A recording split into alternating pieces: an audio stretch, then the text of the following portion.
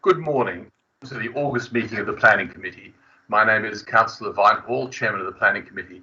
This meeting is being held remotely and is being live streamed via YouTube, and the recording of it will be available afterwards on our website. Councillors and officers are reminded to put their mobile phones on silent if they have them near them. Committee members only, please, leave their cameras on and mute their microphones when not speaking, as this will reduce feedback, background noise, and saves bandwidth to hopefully prevent loss of connection.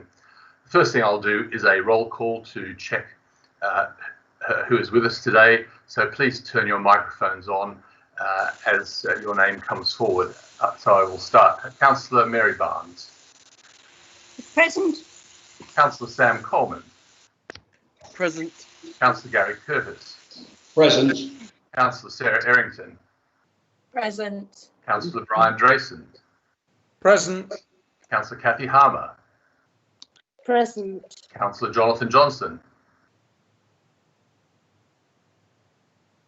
Councillor Jonathan Johnson.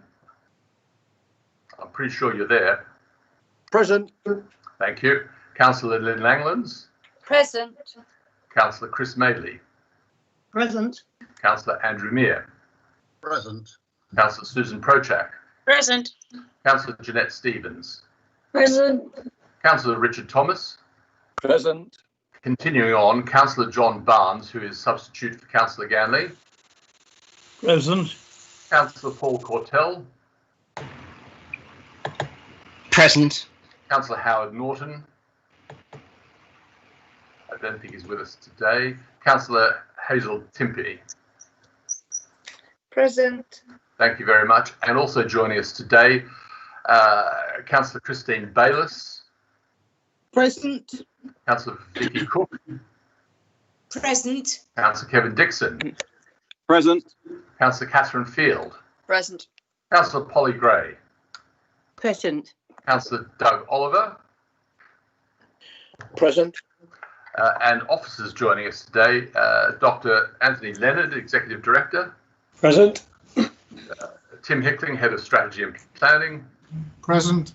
Sam Batchelor, Development Manager. Present. Matthew Worsley, Principal Planning Officer. Present. Excuse me. There are two technical staff in the meeting to operate the live broadcast and to be on hand if there are any technical difficulties. They are Claire and Kieran, and our Democratic Services Officer and Committee Clerk today is Julie Holland. Members of the committee will be making decisions today by a named vote. Julie will call out each member's name in turn, and they will either answer for, against, or abstain. Remember to turn your microphones on in advance of your vote. Because of this new format, members are encouraged to make their comments succinct and pertinent to ensure the smooth running of the meeting.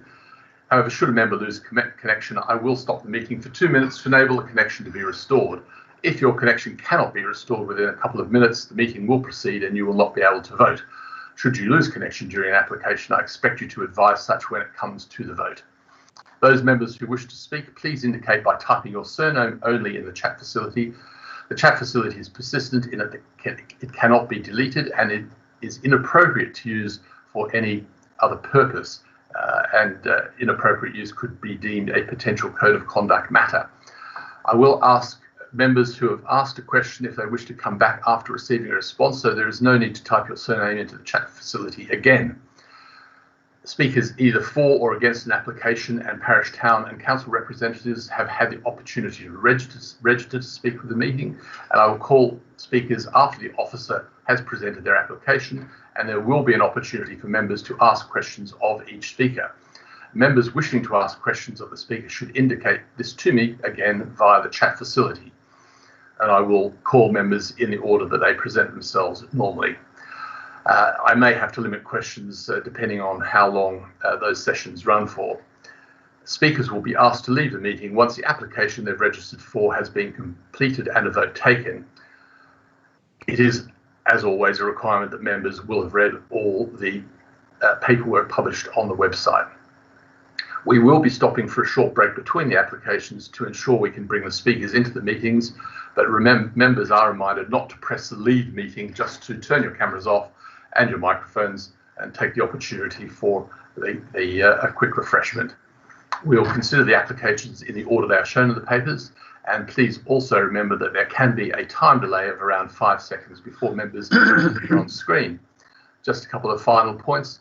Can I take this opportunity to thank Julie Hollins, who has worked extremely hard in the preparation for this meeting, particularly in arranging a number of speakers who then had to be stood down due to the withdrawal of the PGL application, and also to Claire Fletcher for the work she's done in ensuring those speakers and the ones who will be with us today are all set up in advance. That has taken an enormous amount of work in a very hot week. So we will now progress with the meeting, and I will move on to the first item on the agenda, which is the minutes. Now, I'm going to ask for authorisation to sign the minutes of the 16th of July, but I understand that Councillor Meir wishes to propose a minor amendment. So if I could ask Councillor Meir just to outline what he is proposing, and then you can decide if you're prepared to accept that. Yes, Mr. Chairman. The item refers to last month's agenda item number 7, which was the Fairlight Market Garden site, and I'm proposing a minor amendment to reason for refusal number 3. The reason as drafted read that the proposed development, which provides for no pedestrian footpaths, thus discouraging more sustainable walking, etc., and was contrary to policy SRM 1. As to the provision of pedestrian footpaths, that's not quite correct, in that the proposal did include a short stretch of pedestrian footpath on the western side of the site. The point remains good. It is still in an area of predominantly unpavemented roads. And so I propose, in the interest of accuracy, and I think to reflect what was said at the time, I propose this form of words. The proposed development is in an area of unadopted roads, some without pavements, which would discourage more sustainable walking and non-car modes of transport, provides for no electric car charging points, and fails, and then continuing as before. And I believe that reflects the meeting at the time and is fairer to the developer too, because there is a small provision for a footpath. Now, have you actually listened to this recording back? Because I'm very aware that we do, as a committee, we never want to add things into the minutes. The minutes absolutely have to reflect what was said. I have listened to the recording. Okay, and I have Sam Batchelor wanting to make a comment here. Sam. Thank you, Chairman, and thank you, Councillor Meir, for those comments. I don't dispute Councillor Meir's summary of the application in the way that he's presented that to you. Just 2 points, really. One is the summary of the minutes, and then ultimately the reasons for refusal were an officer's view. I take the point that there is a footpath within the development, but I must give my version of events, I suppose, just so that you've got that to hand when making a decision on this agenda item. And whilst I'm aware that in the round during the committee discussion, members did talk about the poor quality of the unadopted roads in and around the development and that part of Fairlight, my understanding, at least when it came to perhaps trying to summarise that third reason for refusal, that firstly, I'm not aware that there was any acknowledgement that there was any footpath within the development. So to acknowledge that now, despite the fact that it might be factually correct because it's shown on the plan, isn't something I think that was raised during the meeting itself. And so that's why that isn't mentioned. And secondly, the decision on the application has already been issued. So if the minutes are altered, then the minutes will be contrary to the decision as issued. Now, the consequences of that, unfortunately, I'm not really in a position to advise on. However, in this particular instance, I would say that whatever risk there may be is low. The application has been refused. We're aware that the applicant intends to appeal the decision. You know, the substantive reason is very similar. Like I said, Councillor Meir is really amending it to point out a factual element of the case, which is that there is a footpath at the edge of the development, although there isn't a footpath through the development. And so perhaps it would be of no real difference, but strictly speaking, the minutes would then be at odds with the actual issued decision. So that's all I wanted to add. All right, no, thank you.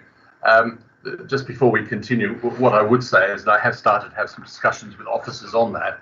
Is my own view that decision notices where there are reversals should not actually be issued until the minutes have been checked for those reasons, just to make sure that we never have this potential conflict. I think in this case it's unlikely to occur. So you have that proposal. The proposal is for you to authorise me to sign the minutes with that amendment. Does anyone have an objection to that? Can we get a seconder for that, Chairman?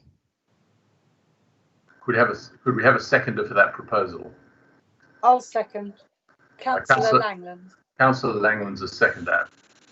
Chairman, just before we do that, can we just be sure that we're not prejudicing our position at appeal? If this goes to appeal, that point can be raised quite independently again by the parish council.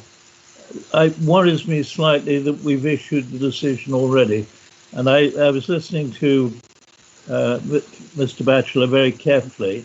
If there is the slightest danger of prejudicing the appeal, I don't think we would want to pursue the amendment. I'm sympathetic with the amendment. I was thinking of seconding it, but I am cautious. Well, let me ask Sam Batchelor what his feeling on that is. Sam? Yes, thank you, Councillor Barnes. I did mention that the full consequences of there being a discrepancy between the minutes and the decision are a bit of an unknown factor. It's not something I've ever come across before. I've discussed it with colleagues across the district in the past, and I have discussed it with legal services yesterday as well. And it's not something that anybody's familiar with. But in terms of prejudicing the appeal, well, the appeal would be submitted, discussed, and then ultimately determined on what the council put forward in its issued decision notice. So the fact that the minutes would be different should be of no consequence, but what would be an issue is how any argument is put forward during the appeal process. So if there was because if the minutes were updated, that would be a reflection of members' instructions, that if we then wanted to bring in that slightly varied argument about whether or not an inspector would take exception to that in some way. But, looking at the wording, it's not substantive. There were discussions about, the quality of the roads in and around the area, like I said. I don't really think I can say much more than that. But the appeal, it shouldn't be of too much consequence to the appeal. Okay, thank you. Are you satisfied with that, John? I'm happy with that. Thank you. All right. Julie, I don't think we have to take a vote as long as no one objects. Is that correct? Oh, because we are making a decision, I think it's best that we do actually take a roll call vote on this one. All right. Well, over to you. Okay, so members, I'll call your names out in alphabetical order, and you need to say for, against, or abstain. So Councillor John Barnes. For. Councillor Mrs. Barnes. For. Councillor Coleman. For. Councillor Curtis. For. Councillor Errington. For. Councillor Harmer. For. Councillor Johnson. For. Councillor Langlands. For. Councillor Madeley. For. Councillor Mear. For. Councillor Prochak. For. Councillor Stevens. For. Councillor Thomas. For. And Councillor Vinehall. For. That's unanimous. And just before we go on, I will explain that when the draft minutes come out, where there has been a different decision to the recommendation, I will always go to the proposer to ask them to ensure that the reasons are consistent with what they said, because I know in meetings sometimes it's very hard to get the detail down precisely for officers to ensure that the decision matches the minutes. So I'll have some further discussions with the officers about that. So Mr. Chairman, may I say one thing very briefly, which is to say that I congratulate officers on the way in which they have in fact recorded our discussions. Having listened to a very short section of our debate and trying to reduce it into words, I found it very difficult and very time consuming. And I have to say, I think they've done a magnificent job, and I thank them for that. Thank you. Well done. And if you could use the chat facility in the future, that would be appreciated too. All right, let's move along. So apologies for absence, Julie. Yes, so we have apologies for Councillor Ganley, and as previously stated, Councillor John Barnes is his substitute today. Thank you. We don't have any additional items on the agenda, and we have a withdrawn application, which is the PGL Pestalozzi RR 2019-1659P. Do we have any disclosures of interest, please? Disclosure of interest? Councillor Prochak, maybe? Yes? Thank you, Chairman. It's the battle application 599, and the reason being is that CPRE have written a comment, an objection, and my husband chairs the local branch of the CPRE. Thank you. Councillor Cortell? Thank you, Chair. Two disclosures of interest. First, as a ward councillor concerning the Sussex Hotel application, and secondly, as a resident who lives 200 yards away from the application site. All right, thank you very much. Chairman, can I just get Councillor Cortell to clarify that that is a personal interest for both of those? Councillor Cortell? Yes, it's a personal interest. It's not a pecuniary interest. And Councillor Coleman? Thank you, Chair. Only in as far as I have visited the site of agenda item 9 back when it was a pub, and I consider that only a personal interest and not anything that would prejudice my decision. Good, thank you very much. Thank you. Chair, can I also, I didn't realise that would be relevant, but I've also visited the Sussex Hotel on occasions. And that's a personal interest, is it? Personal interest. Okay, recorded. Thank you very much. Good. On that note, we're going to move on to the first application, which is item 7, and that is application 2020-599/P, which is Battle Fir Tree Cottage, land to the rear of.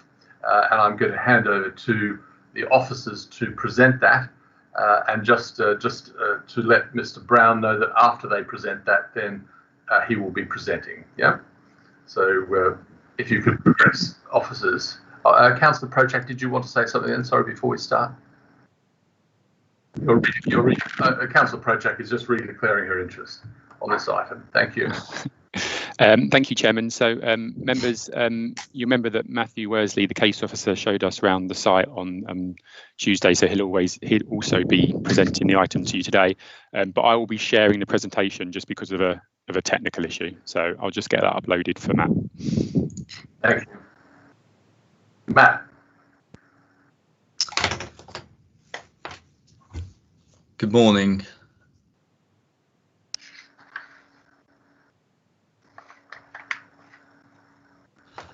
Okay, good morning, councillors.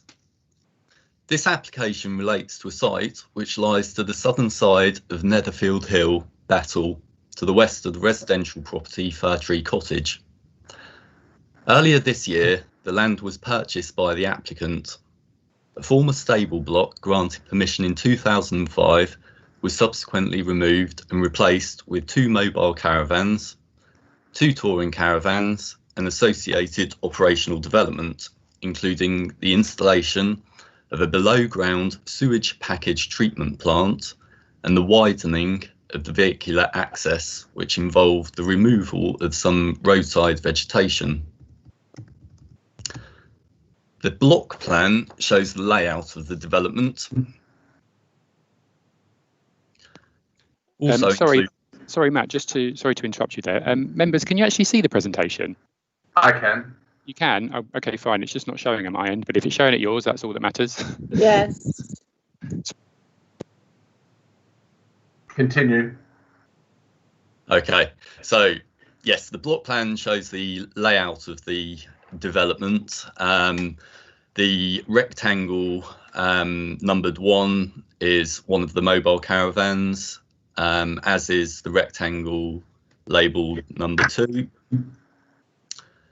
The roughly square shape numbered 3 is where they're proposing to store the touring caravans, although you will have noted on site that they weren't in that position at the time. And number 4 is where the cars would be parked. Also included as part of the presentation is a series of aerial photography shots taken between 2005 and 2018.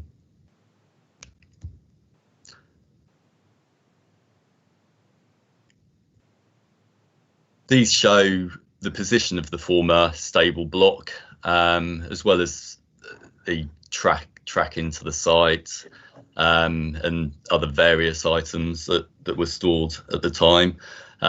You can make out behind the stable block a storage building that is still on site at the moment.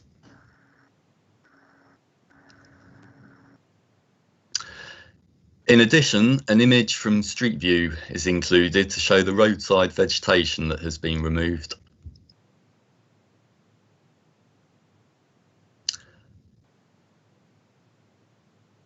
And yeah, the access has been widened from around 3 meters in width to around 6 meters in width.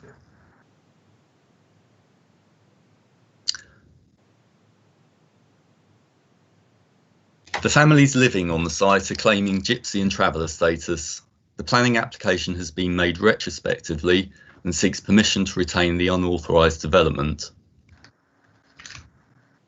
The site is located within the countryside, outside of a recognised development boundary, and is also within the High Weald Area of Outstanding Natural Beauty.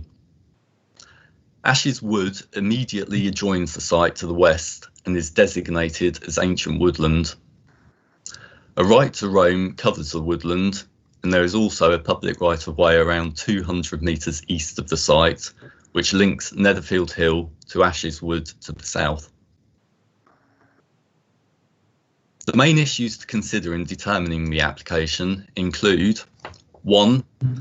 Whether the families occupying the site meet the definition of a gypsy and traveller set out in the National Planning Policy for Traveller Sites, and consequently whether the national policies and those relevant policies in the development plan apply to them. 2. The need for sites for gypsies and travellers, the provision of sites and the availability of alternative sites. 3. The impact of the development on the character and appearance of the area, including the landscape and scenic beauty of the AONB. 4. Accessibility to services and facilities. 5. Highway safety. 6. The effect on the adjacent ancient woodland and protected species. 7. The impact on the living conditions of occupants of nearby residential properties. 8. Personal circumstances, human rights and best interests of the children. 9. Intentional unauthorised development. 10. The overall balance and whether any harm identified would be clearly outweighed by other considerations. If so, whether this would amount to very special circumstances which would justify the proposal. Based on the information submitted with the application, the two family units are considered to fall within the definition of gypsy and travellers contained within the planning policy for traveller sites. The application has therefore been assessed against the council's policies for gypsies and travellers, together with the government's planning policy for traveller sites. However, the site is not an allocated site and lies within the countryside, contrary to local and national planning policies.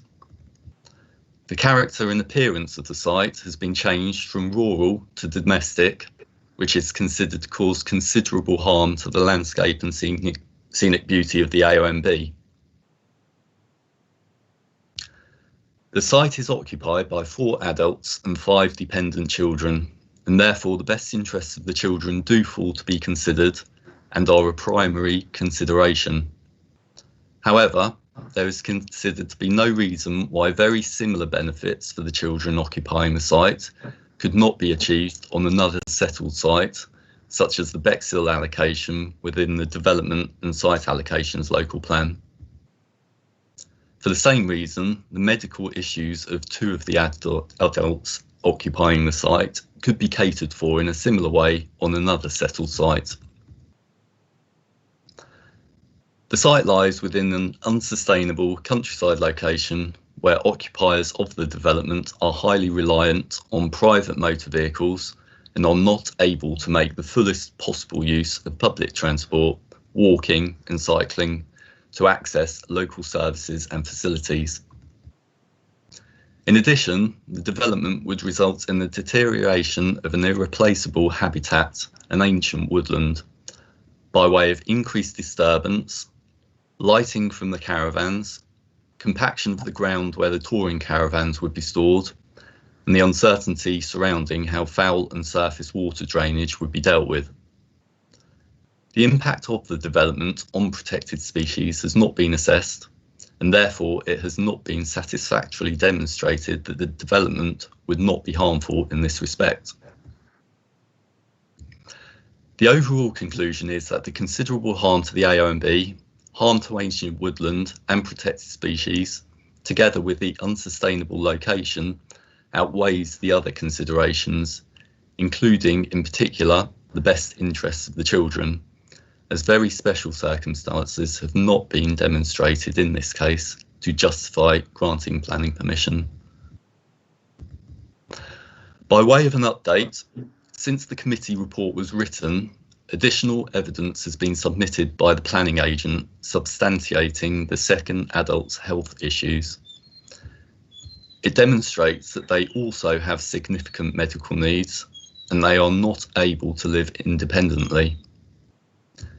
In addition, a letter from a Battle resident has been submitted by the planning agent explaining that they knew the parents of the female adult on plot 2 and that they have always known the family to be gypsies. 3 additional objections have been received. One of these comments specifically on the 7-day traffic survey that has been carried out and explains that Netherfield Hill was closed for 4 of the 7 survey days and the A2100 was closed for all 7 days. The Highway Authority was asked to comment on whether this would impact on their recommendation to raise no objection to the development. They have acknowledged that traffic was far less on the 4 days that Netherfield Hill was closed, but still consider it reasonable in order to calculate average speeds. On this basis, they advise that their previous comments remain valid. In conclusion, the development is considered to conflict with development plan policies, together with the NPPF and the government's planning policy for traveller sites, and therefore the recommendation is to refuse planning permission. If it is resolved to refuse planning permission, it is recommended that it is resolved to take enforcement action to remove the unauthorised development from the site. Thank you. Thank you very much, Matt. Thank you. I'm now going to call Mr. Brown. If you could put your camera on and we can set you up to speak. Okay, sir. Can I start? You can. You've got 5 minutes, and after which there'll be questions to you from members. Good morning, councillors. 138 objections to this application. I'm sure you've reviewed the detailed and expert objections submitted by our planning solicitor. In summary, all planning guidelines, policies locally and nationally require this application to be refused. There should be no development of any kind at this site. I applaud the report we've just heard from the planning officer, covering so many of the really important aspects of this application. I would just like to comment on a couple of things, because should there be an appeal, we need to make sure that our objections have been completely covered. The highways issue, the planning officer mentioned the updated reports from highways. I think we want to be absolutely clear. Myself and another resident are not specialists in highways, but we are specialists in doing forensic analysis of data. And when this survey was done, the latest survey, as the planning officer said, the A2100 was closed, the primary school was mainly closed, the Plempton campus was closed, and for 4 out of the 7 days, the C96 was affected. The actual vehicle count per day during that period, the 7-day period, was 778 vehicles. The normal established figure is 1,251. So we're talking about a 56% reduction in volume. We have applied to the highways for their modelling to see what impact that reduction would have been, because obviously it's been related to the COVID period, and a vast majority of the stuff that is reduced probably is commuter traffic, which is so recognised as being faster than normal residential traffic. We looked at the data, and we feel that the actual analysis has been wrong. And under the Design Manual for Roads and Bridges protocols, we've recalculated the data that's contained in the report. And we come down to the margin of difference. If the average speed was 38.1, then the application effectively would only be 0.06 of a mile per hour different on the average for the objection to have come in. We're that marginal.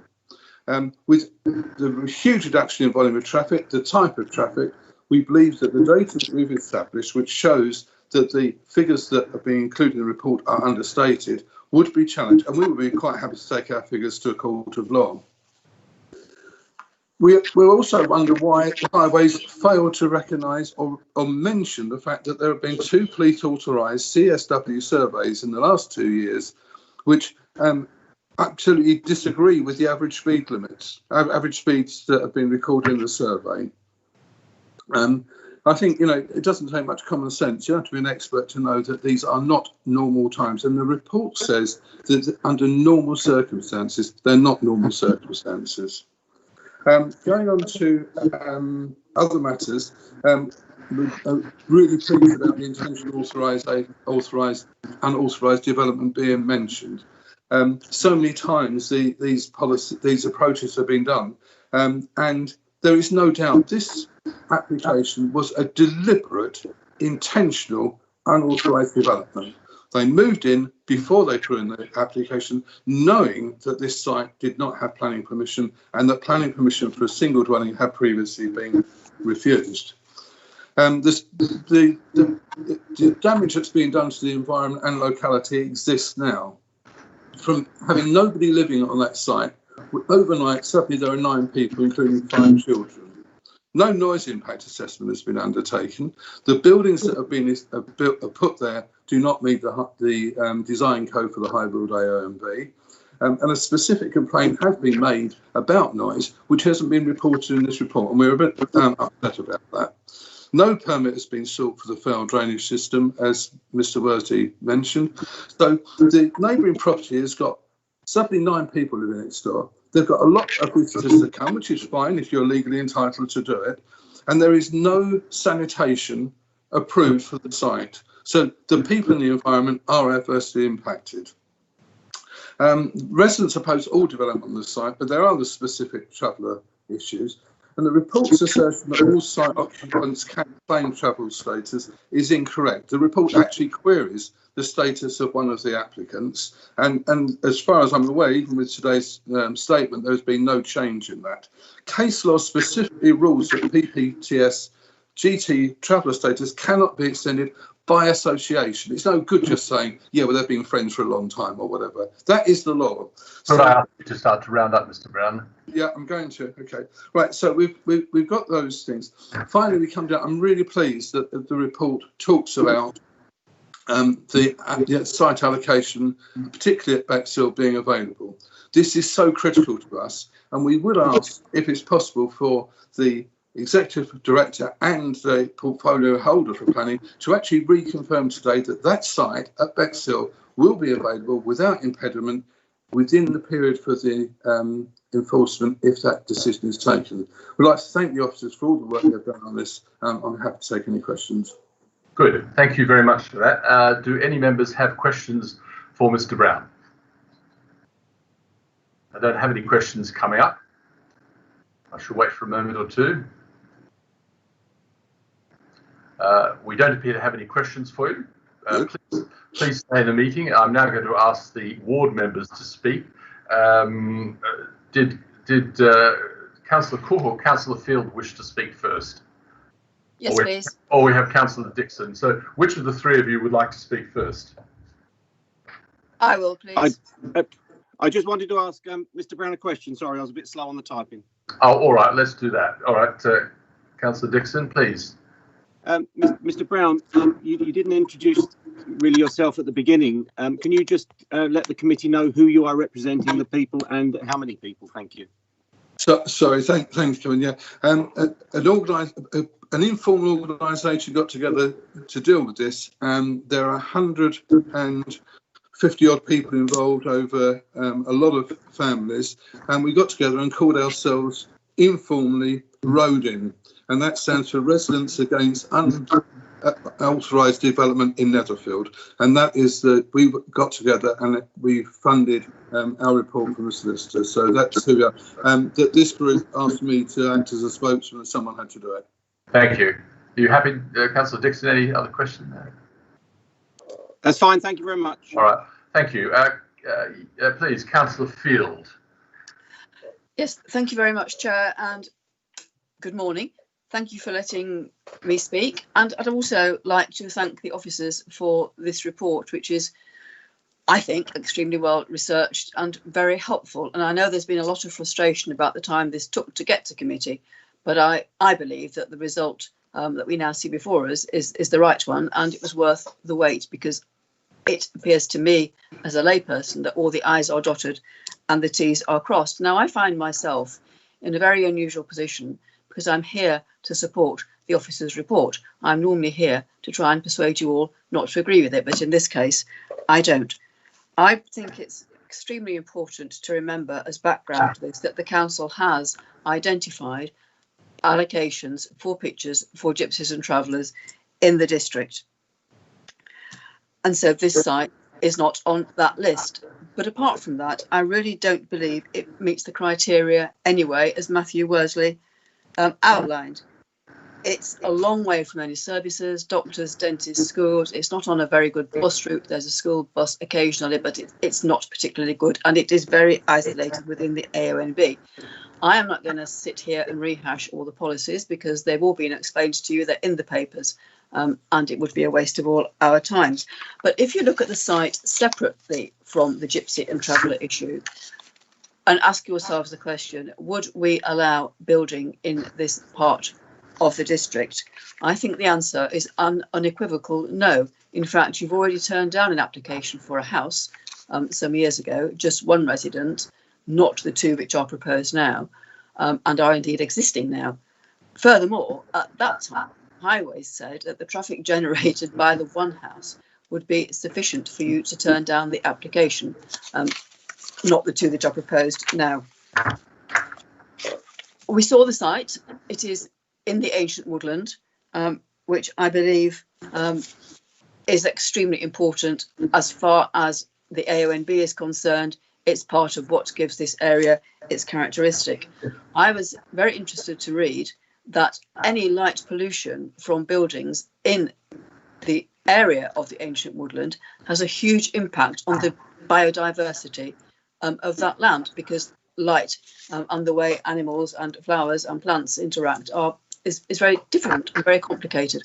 Not something I'd thought about, but really I think it's very important, particularly in a council here which is seeking to have an environmental strategy and to preserve biodiversity and be much more green in the way it operates. It's also in the AONB, which if you read the AONB design statement, talks about hamlets and undulating countryside and patches of woodland, and as has been explained in the report, I don't think caravans and domestic paraphernalia form part of that natural habitat and the natural environment for us. So I would say, in summing up, we need to remember that there are sufficient pictures available for gypsy and travellers now in the district. And I, for one, am very glad about that, because people need somewhere to go to. But this particular space isn't on that list. It is outside the development boundary in the AONB. And as Matthew Worsley said, destroyed ancient woodland is in fact irreplaceable habitat. And if you think back to the aerial photographs we saw, the incursion of this development into that ancient woodland is very stark and has the potential to be extremely damaging. So for that reason, I am very glad to support the officer's recommendation in this case, and would hope that committee members would do the same. Thank you. Thank you very much, Councillor Field. Councillor Cook. Now, Councillor Cook is also town councillor for Battletown Council.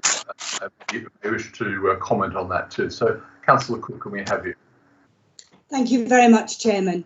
Members of the Planning Committee, officers, ladies and gentlemen, I thank you for allowing me to speak in favour of the officer's recommendation to refuse this retrospective planning permission. We have a duty to our children, grandchildren and future generations to preserve this planet for them. The High Weald and surrounding area of outstanding natural beauty must be preserved, not just for our enjoyment, but to protect the ecology of our town and villages. This can only be achieved when we all work together, observe the laws of nature and respect the rights of all creatures, vegetation and people in order to survive in cooperation with one another. And I'm not convinced that this application demonstrates sufficient intent to succeed that purpose. Ashes Wood, which encompasses this site, is a public forest estate and protected for the public right to roam, and is popular with walkers of all abilities and ages. The Elite Ecology Report states that all trees on site have been categorised as Category A. That is, trees that are thought to be of high cultural, historical, ecological and environmental value. It identified 7 tree species, of which 5 are native. Ancient woodland takes hundreds of years to establish and is defined as an irreplaceable habitat. It's important for recreational and cultural, historical and landscape value. Its undisturbed soil is the perfect breeding ground for ground flora and fungi, fundamental to encouraging wildlife. Indeed, according to the Sussex Biodiversity Record Centre, it's habitat to great crested newts and bats, who enjoy significant legal protections. And in addition, a further 112 species have been identified and given international, national and specific protected and designated rights. Each species depends on others for its survival, which in turn maintains the ecological and environmental balance of the woodland. Once this is disturbed, there is irrevocable harm and the habitat can never be re-established. In September, in 2019, Rother District Council declared a climate emergency and pledged to become carbon neutral by 2030. In our own draft environmental strategy, many of the points considered are the implementation of a dark sky policy, a reduction in noise pollution, the encouragement to build eco-friendly developments with good transport links and appropriate walking and cycling routes in order to discourage car use. None of these can be applied to the application at this site. We all know that trees help fight climate change. The planting of native trees and the protection of roots established trees are fundamental to this. Contamination of the tree canopy by buildings that are too close and the destruction of hedgerows does not. The Elite Ecology report also recommends that no vehicular activity, construction or excavation activities take place within 8.2 metres of the tree line. The government guidance under the Protection of Ancient Woodland Site states that there should be a buffer zone of at least 15 metres to avoid root damage in order to protect the ancient woodland. I am not confident that the site plan demonstrates this intention. Furthermore, in both the Schlage document and the Battle neighbourhood plan, this land, which is between the Battle and Netherfield strategic gap, was deemed not suitable due to its remoteness from town centre facilities without a private vehicle. I understand that medical evidence has been provided that at least one, possibly two adults on site have health issues which demonstrate that they are not able to live independently. Doctors and other medical practitioners, schools, shops are some 1.5 miles along a busy residential road without a pavement or footpath. In addition, the local primary school at Netherfield is 2 miles away, and the secondary school over 2 miles if you go via Netherfield Hill and Canehythe Road, and over 2.5 miles via Battle High Street. Although there is a school bus to Clavering, there would be no eligibility for free transport. And I do not believe that 2 buses, one on a Tuesday and Thursday only, qualify for good transport links. For these reasons, I do not believe that this site is suitable for any residential development for anyone. I believe this piece of land was classed as land for agricultural use and sold with this condition. I cannot find any record of permission to change the use of this land. I thank Sanderson for their technical note relating to the visibility assessment and would point out that the first photograph in their report was taken after undergrowth and vegetation and hedgerows had been removed, hard standing spread and wooden gates put in place.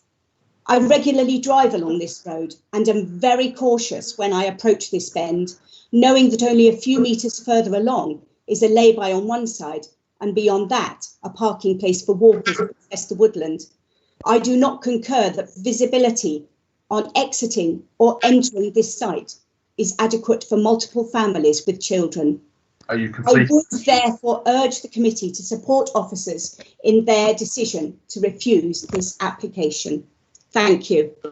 Thank you very much, Councillor Cook. And we have one of the Councillor Barnes. I'm not sure if it's John or Mary. Councillor John Barnes, I wish to move refusal. I've listened with great care to both the local councillors and to Mr. Brown's representations.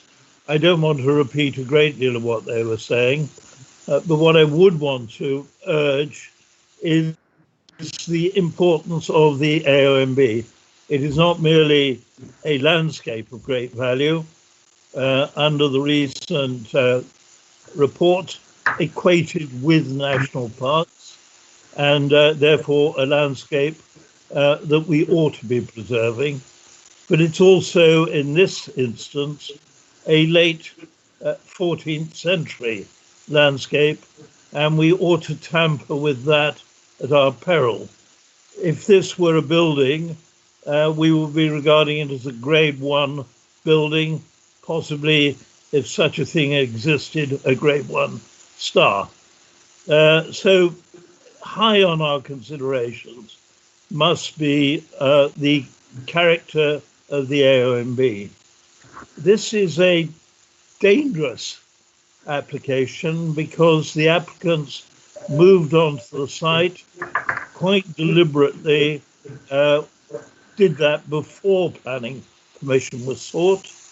They have actually placed themselves within the buffer zone of the ancient woodland, which means that they are already doing damage to that woodland and to the ecology. I think to tolerate that, again, would be extremely dangerous. If this were a normal housing application, frankly, it would not have got this far.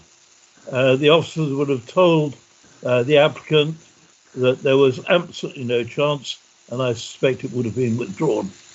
Because we're dealing with traveller families, other policies do apply. And I have sympathy with the fact that travellers have difficulty sometimes in finding sites. However, we have got a core strategy which has an allocated site for travellers of sufficient number to accommodate these people. What we have is a number of vulnerable people here who need to be near surgeries, need to be near schools, need to be near facilities. This is not a site that's close to any doctor's surgery. One is on the far side of Battle. The other, if I remember rightly, is actually in the middle of Battle High Street. This is a long way away from a doctor's surgery. Long way away from hospital provision or urgent care centres. It's equally, as Councillor Cook has already pointed out, distant from schools. There is no public transport. There are no pavements along this rural road. It's totally unsuitable for vulnerable applicants. I frankly think that when you look at the way we have devised our own gypsy strategy, LHN policy, which is referred to in the notes, it's quite clear that we would not have envisaged this site as a potential traveller site.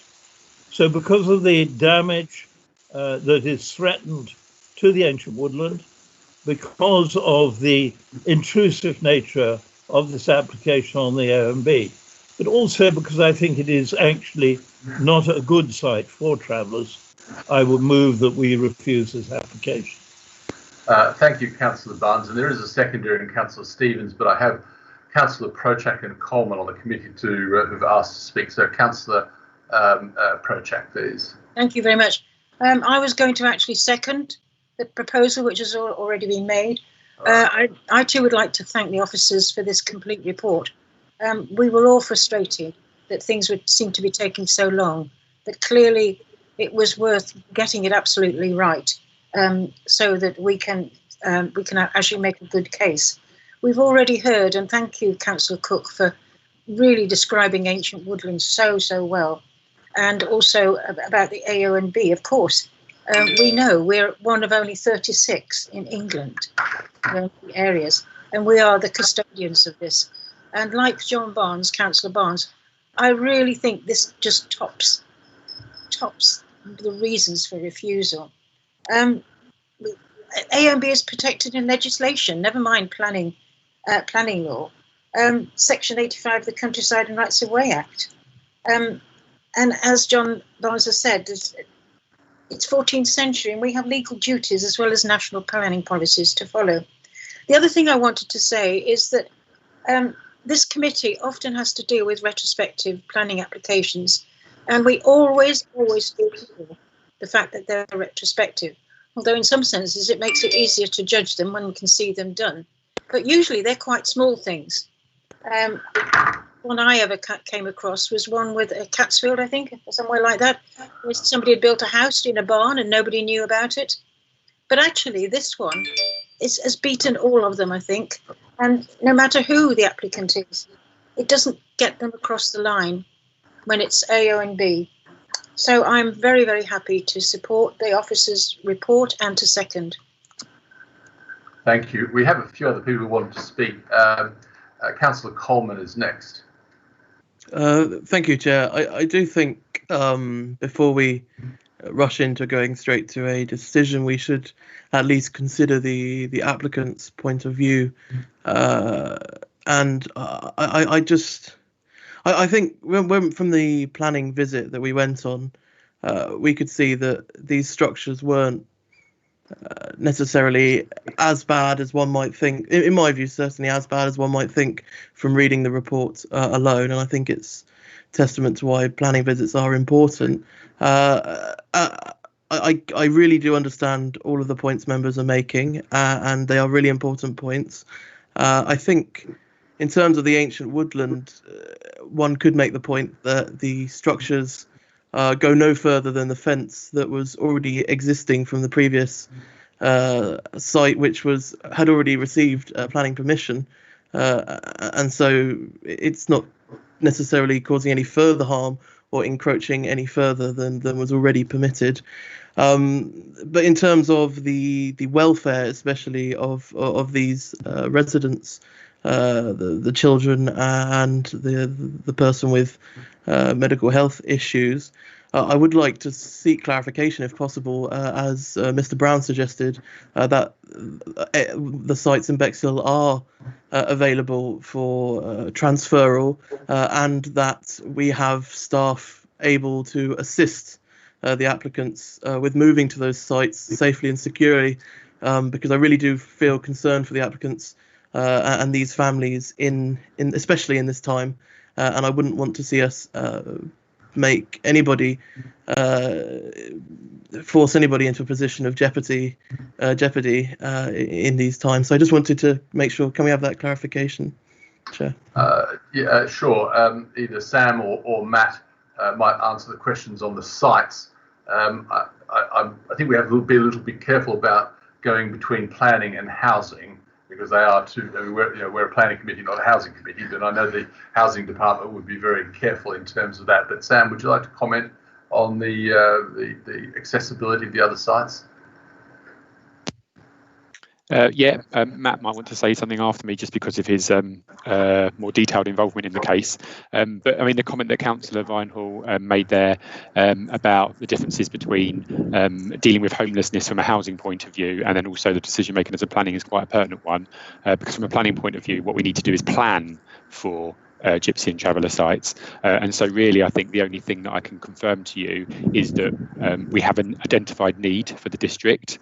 Some of that need has been met through existing provision because some of those sites are already occupied, and the remainder, which I believe was for a further 6 pitches, the number might be slightly out there, but I think that's something that's been mentioned when we discussed this in other instances, is accounted for through the allocations that we have in our DASA. So we have allocated sites for Gypsies and Travellers throughout the district to meet our need, and so in that respect, yes, they are provided for. We haven't had anything formal or official to the contrary, so that's our position. All right, are you happy with that answer? Yeah, I understand that obviously it's not fully a planning issue, but it does give me some reassurance that at least these sites are definitely in planning terms there. Hopefully they are in reality there as well, because I'd hate to see these families in a situation that would be undesirable. Thank you, Chair. Thank you. Councillor Thomas. Councillor Thomas. Hello, Chair, and members of the Planning Committee and of the public. I wasn't able to go on the site visit for reasons of illness, and so I will confine myself to matters which are not dependent upon actually a visual inspection. The first point I would just like to make is that obviously any kind of racism is intolerable, and that would apply to any prejudice against travellers and gypsies, and that is something I think I'm sure all members of the committee and members of the public would agree on. But I think it's important to say that, because that can be thought to be an issue with matters of this sort. The second point that I want to emphasise is that we have, as a committee, taken decisions recently where we've given extremely high priority to the AONB, even to the extent of turning down a planning application connected with the church.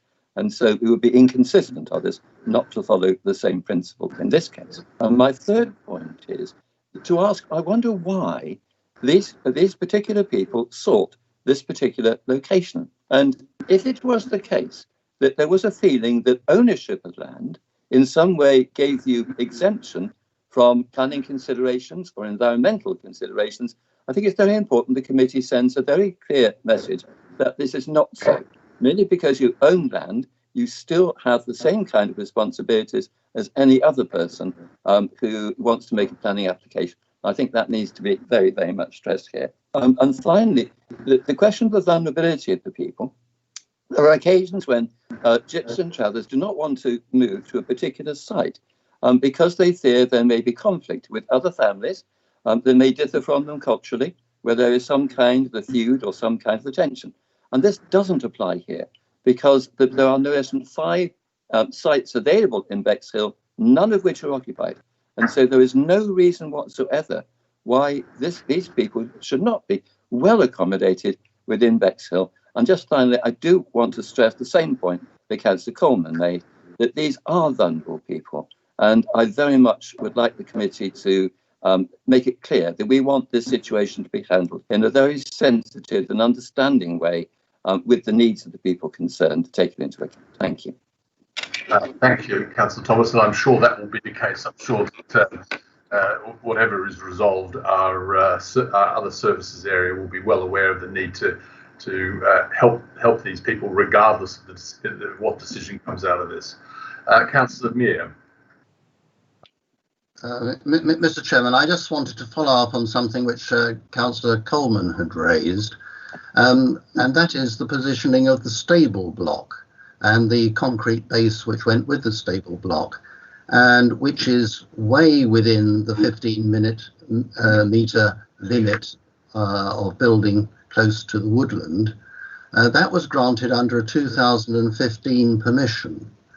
Now, we have to be consistent, and I would like to say that we should apply our standards equally across everybody of every kind and every description, unless the law and policy dictates otherwise.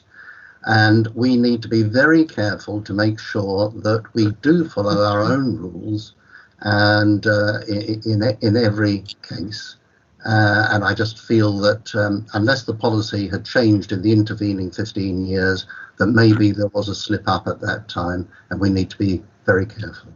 Thank you. Thank you very much, Councillor Mears. And I think also one might say that we see sites that are left in a messy condition, or we had an application a while ago like that as a justification for building something else.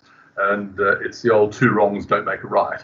And we do have to correct errors that we might have made in the past. They're not precedents for the future. Councillor Langlands. Thank you, Chair. Actually, many of my points have been covered regarding Councillor Coleman's comments, but I have to say the human element has struck me more, I think, at this moment in time, because I am thinking of the children. And I did hear that obviously Matthew Helmsley mentioned the children, but when you do something like this, what sort of level of research do you do as to, are they in school? What's their age? Where are you sending them? Will they have a school place? And I'm sort of thinking, we're talking about no footpaths and no way of getting to places. Are we locating them where they will need a car to get to where they're going? I mean, how much impact are we making on this family, and to put them somewhere else to have the similar problems? Or, I mean, I know you've allocated these sites for them, but many of the points raised, are they significant in terms of what they're going to? Have we thought that through re the children, and what's the policy there? That's all I really want to know. Mr. Worsley or Mr. Batchelor, would you like to respond?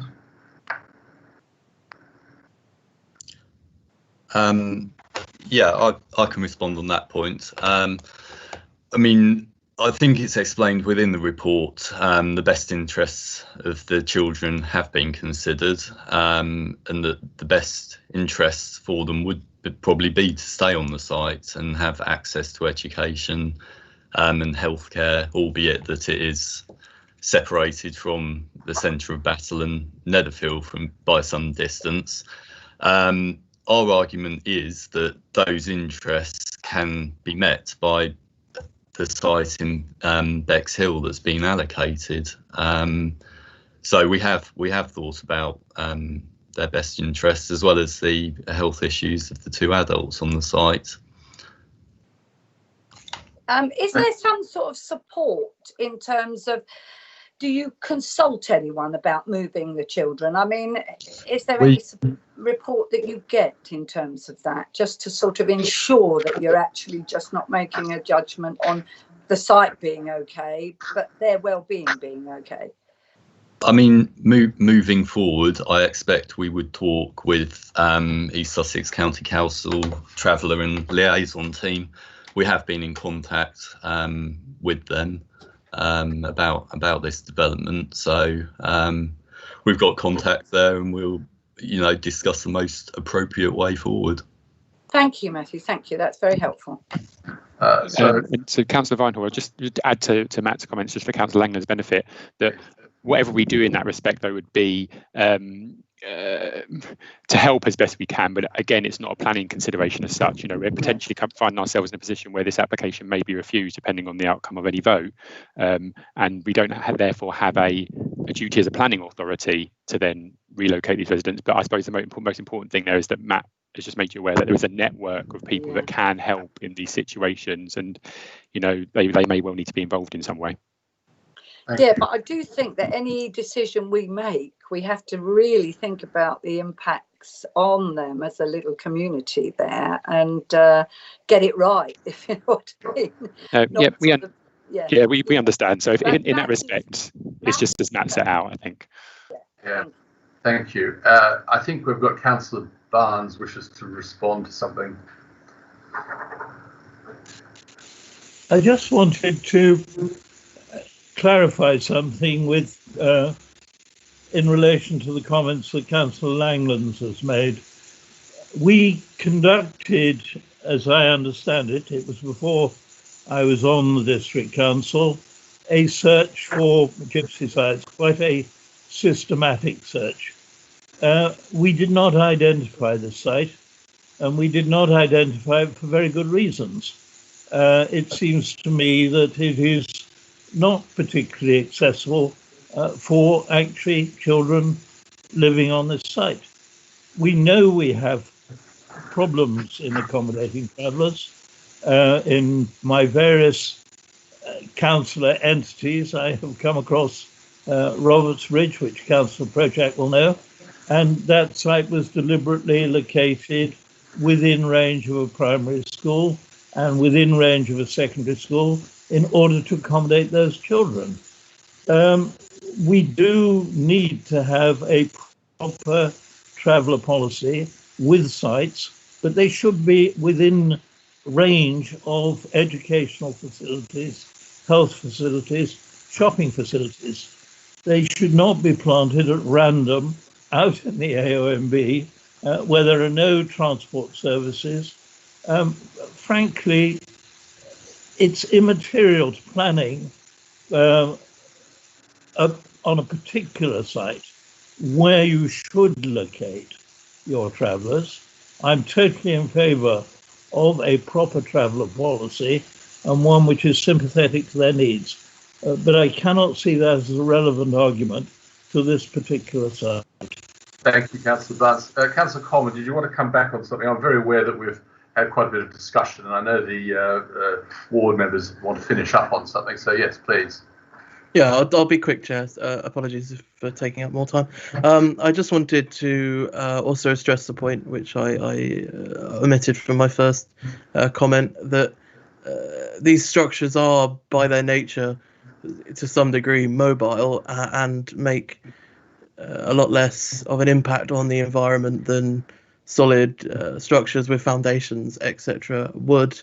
And so I really do question the strength of the argument about damaging the AONB and damaging the ancient woodland. Whilst I understand those points have certain validity, I do question whether members are maybe considering these as full structures with foundations and plumbing and the full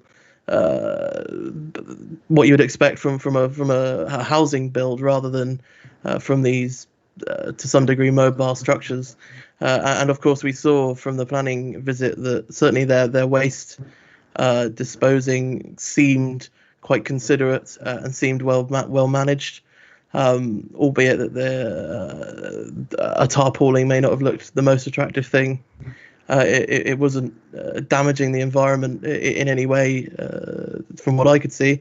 I do think we have to consider whether the damage to this environment is really as bad as the report makes out, and as bad as other members have mentioned. Thank you, Chair. Could we have Councillor Dixon and then Councillor Field, and if Councillor Cook, although a lot's been said, so a good quick summary would be appreciated. Thank you, Chairman. Just let me introduce myself, why I'm wishing to speak. I'm the neighbouring councillor, my ward neighbours, North Battle, my ward South Battle. But I am the councillor, one of the 3 Battle councillors who live the closest. I live at the bottom of Netherfield Hill, a little way away, but I am the closest to the site. And the traffic that the Highways Department say doesn't exist also comes from past my front door. I'd like to start with that one, the fact that I think we, as a planning committee, we need to be strong on this and say that this Highways report is absolutely a load of rubbish. There's no way that you can say that any traffic report that is done when the A2100 is closed and Netherfield Hill is closed is going to be accurate. Surely the traffic survey from the previously refused application on this site is much more relevant, and which the Highways Department then said they would support an objection.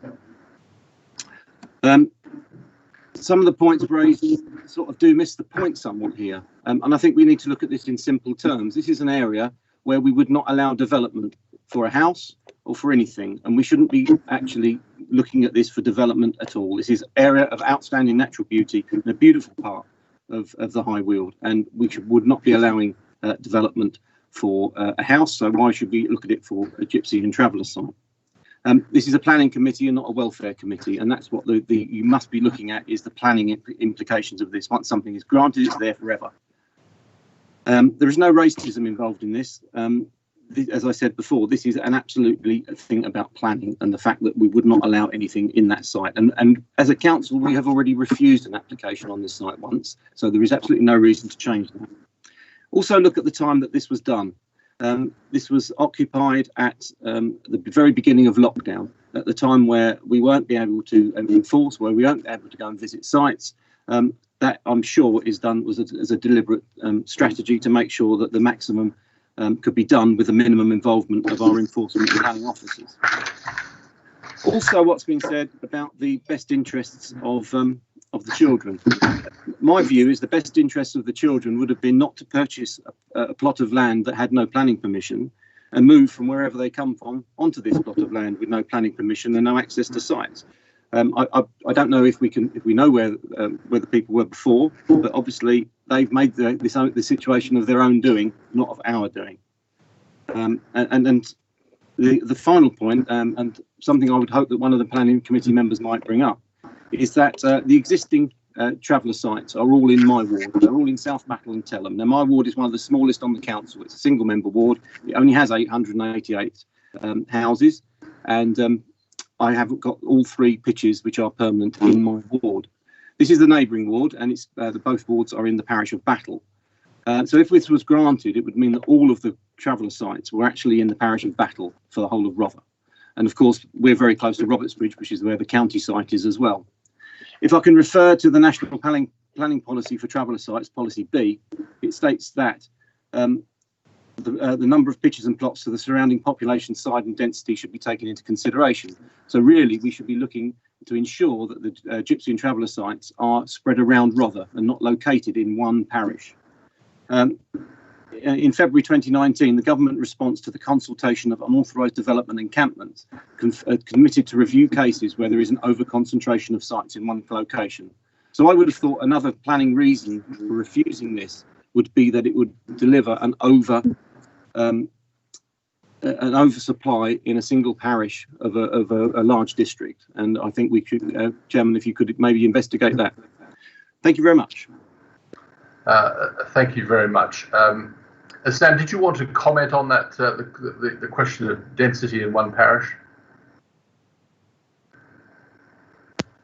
Not in any particular fashion. You know, if that's something that members have got concerns about, then obviously they can be raised during, especially a local plan process. sites are chosen because of their appropriateness. If that means that it's ended up being concentrated in one particular area, I would only say initially that because maybe they're appropriate, but I don't think there's much more I could say about that. All right, thank you very much. Did Councillor Cook want to come in before Councillor Field and before we wrap up? Chair, I have tried twice to speak.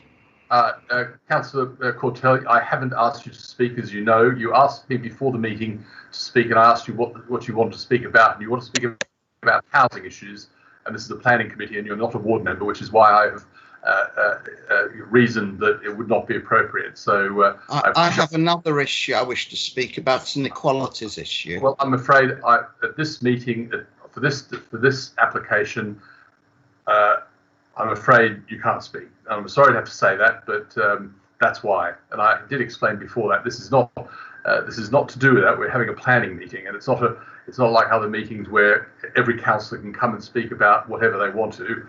You have to have specific planning reasons to speak if you're not the ward member or on the committee. So I apologise for that. I know it sounds a bit tough, but we have to keep moving on the meeting on the planning issues. So Councillor Cook. Thank you very much, Chair. I just really want to reiterate the point that I made when I made my talk, and several other councillors, particularly John Barnes, has echoed it. This site is not suitable for anyone. We passed a policy where we want dark skies, we want a lack of noise pollution, we want good transport links. This site does not provide any of those. The walking and cycling is impossible to get into the town, and I really, really feel for those reasons we should support the officer's decision to refuse this application. Thank you. Thank you. And Councillor Field. Yes, thank you, Chair. I'll start off by saying actually I am, unlike Sam Batchelor, very concerned about the density of traveller pictures within one parish in this district, i.e. the parish of Battle. And I am interested to hear that actually the law backs up that point of view. But that's not what I wanted to say, and it's probably a discussion for another meeting. I just wanted to reiterate, as Vicky did, and reinforce the points made by colleagues and officers. As we all know, when it's retrospective, it isn't about is what's there okay? It's about a much more basic, or two basic questions, first of all. Is this an appropriate site for gypsies and travellers? And the answer to my mind is no. And the second question we have to ask ourselves is this an appropriate site for any development? And again, the case has been made very strongly in the report. The answer is no. I was pleased to read in the report that enforcement will happen immediately. I think that is the way this council should be behaving with every single application they turn down. Have a decision and then make sure it's enforced. So thank you very much, and I do hope that members will support the officer recommendation. All right, so thank you for that, Councillor Field. Just Councillor Prochak has moved that we add additional reasons for refusal. There has been a proposer and seconder on this, and that the addition of the appropriate NWPF policy about the distribution of sites through the district. Councillor, Mr. Batchelor, would you like to make a comment on that? Because that's being moved as a recommendation. We don't have a seconder. Yeah, I mean, I wasn't being dismissive of the comments made by Councillor Dixon and then reaffirmed by Councillor Field. It's just that if this is going to be something that members wish to add to it, then that's going to have to be evidenced in some way. Purely stating that there are a number of pitches and that happens to be the highest amount across the district does not necessarily equate to an overconcentration unless you're evidencing that and saying so. So my advice would be to steer away from that. From the discussion that's occurred so far, there seems to be general consensus with the officer recommendation that's been put forward. So I would hope that maybe the decision could be wrapped up now, really. Councillor Prochak. Yes, thank you, Chairman. I was just a bit disappointed at Sam's early response that it's up to the neighbourhood plan, when actually it's a national planning policy framework policy. So I think, OK, the neighbourhood plan can reinforce it, but if it's a national policy, we have complied with the national policy up to now, haven't we? In the sense, except that in Battle, we have managed to get somehow the preponderance of traveller sites. So I don't know. I just thought that maybe it would help our case. Sam?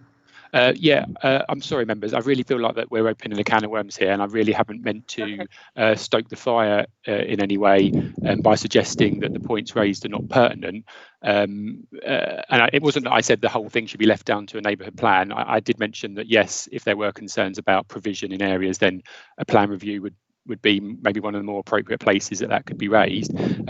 Not all sites, obviously, that come forward are allocated sites. They are, ad hoc sites, and obviously we still need to consider these matters as part of a planning application. And I suppose really then all I'm raising in that sense is that if this issue has come up now, it's not really one that's been significant through the determination of the application. It's not come up very often or been debated much, it seems. And so if that's going to be drawn in now, certainly, as ever, it's always within your gift to add reasons or take away reasons or make different decisions. It's just that just by saying that there is a number of sites within the parish and of Battle, and that is where they seem to be concentrated when compared against the district, doesn't automatically mean that that's not compliant with the NPPF. The ones that exist already are clearly there because they've been shown to be acceptable in the past, and that's why they've got permission. So I'm just concerned about it, that's all. Sam, to include that as an additional reason, do you see that in any way detracting from our position should an appeal be raised? I think so, only because it just adds to it. So you don't obviously want to water down what's already been said. But secondly, I would just be concerned about introducing something which, if it's not fully substantiated, dealing with unnecessary costs, because even in instances where an appeal might be upheld, the costs issue is dealt with separately. So not that I'm saying that would definitely be the case in this instance, but you could potentially find yourself in an odd situation where your decision ultimately is upheld, but the council is then still vulnerable to costs because they added an additional reason which wasn't necessarily substantiated and caused the applicant at least to go through extra effort that was unnecessary. And I suppose without any of the substantive discussion or evidence in this instance, I would be advising not to add that on as something additional. All right, I think Councillor Projak has accepted your rationale there. Councillor Barnes, if there's something you're going to add, because I think we're to a point of taking a vote. Actually, you proposed it. I think we should take Mr. Batchelor's advice. It doesn't strengthen a case if you multiply reasons, unless it's a very strong reason indeed. I think I would prefer at this moment not. We've got a very strong case. I think we should rest on that. Okay, thank you. Just before we take that vote, I do want a number of points have been made during this about the AONB and what we can and can't do. And I do have to really strengthen and emphasise this point on the AONB. It's not just about beauty and tranquility, and tranquility is not just about noise people make. Or the effect on people. Sorry, it's about the effect on the biodiversity of animals. It's like light impact. But we have a responsibility in law through the CRO Act, Countryside and Right of Way Act, to conserve and enhance, and you have to benchmark everything we do against those words. Does it conserve? Does it enhance? We're legally obliged through the CRO Act, the NPPF, the local plan, and this is a landscape which has the highest protection, equal to national parks and others. It's the only remaining medieval landscape. When you look at one site, you can think to yourself, well, does it matter? This site here, does it matter a house here or something there? But we're very careful in our policies to really restrict exactly what can happen across the whole AONB. And if you think that a little bit like a portrait, and if you took a portrait that had some damage on it already, would you choose to damage it more? Would you go across that portrait with a pen and make a mark? You say, well, that mark doesn't make much difference, but then make 20 marks or 30 or 50 marks, and you have a very damaged portrait. And that's what we risk doing by approving things that seem small in themselves, but the cumulative impact does actually damage this very, very valuable landscape. And now, I don't think I can express strongly enough how we have to really consider that. And it's very easy. Somebody said to me, and they will recognise these words yesterday, about the sort of discussion about your head and your heart. And in this case, we have to use, when it comes to the A and B, our head, and really follow, the bigger picture. And that's my sort of that's my mini AONB rant for the day. On that basis, I'm going to hand over to Julie. The recommendation has been to accept the proposal is to accept the recommendation in the report. So Julie, could I hand over to you for a vote, please? Okay, members, I'll call your next out in alphabetical order. Councillor John Barnes. For refusal. Councillor Mrs Barnes. For. Councillor Coleman. For. Councillor Curtis. For. Councillor Errington. For. Councillor Harmer. For. Councillor Johnson. For. Councillor Langlands. For. Councillor Madeley. For. Councillor Mear. For. Councillor Projak. For. Councillor Stevens. For. And Councillor Vinehall. For. That's unanimous, Chair. Can I just say I've been able to rejoin because it's an abstention. Thank you very much. And thank you, Mr. Brown, for coming along. You can leave the meeting now, and we will have a short break. I'm going to say till 10:05. So please don't press your leave the meeting buttons. Just close off your microphones and your videos if you wish to do that, whilst the operators arrange for the next speaker to come in. So we'll see you shortly. That's at 11:05.